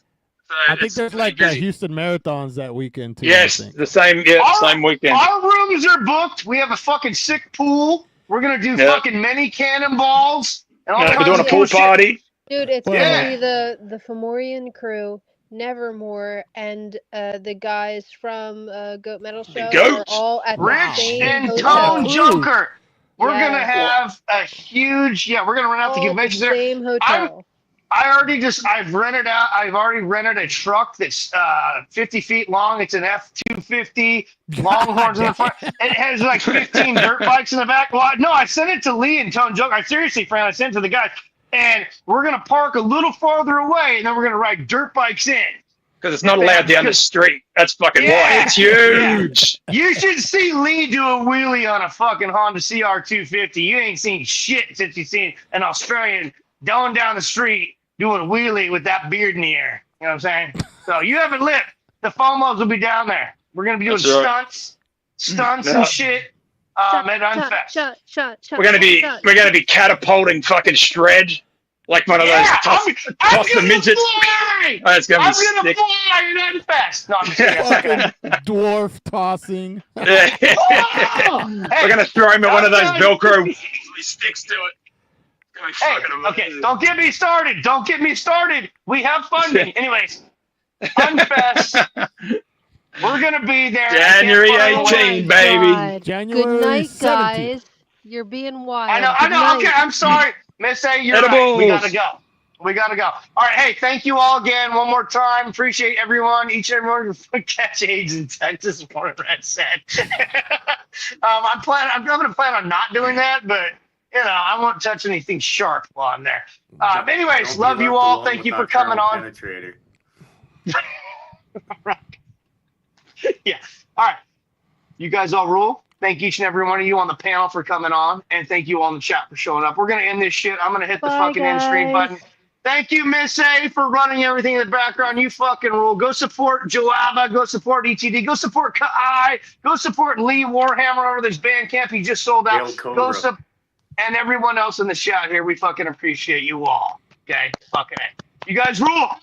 Thank you. Do it. All right. I'm ending this shit. Laters, motherfuckers. Boom.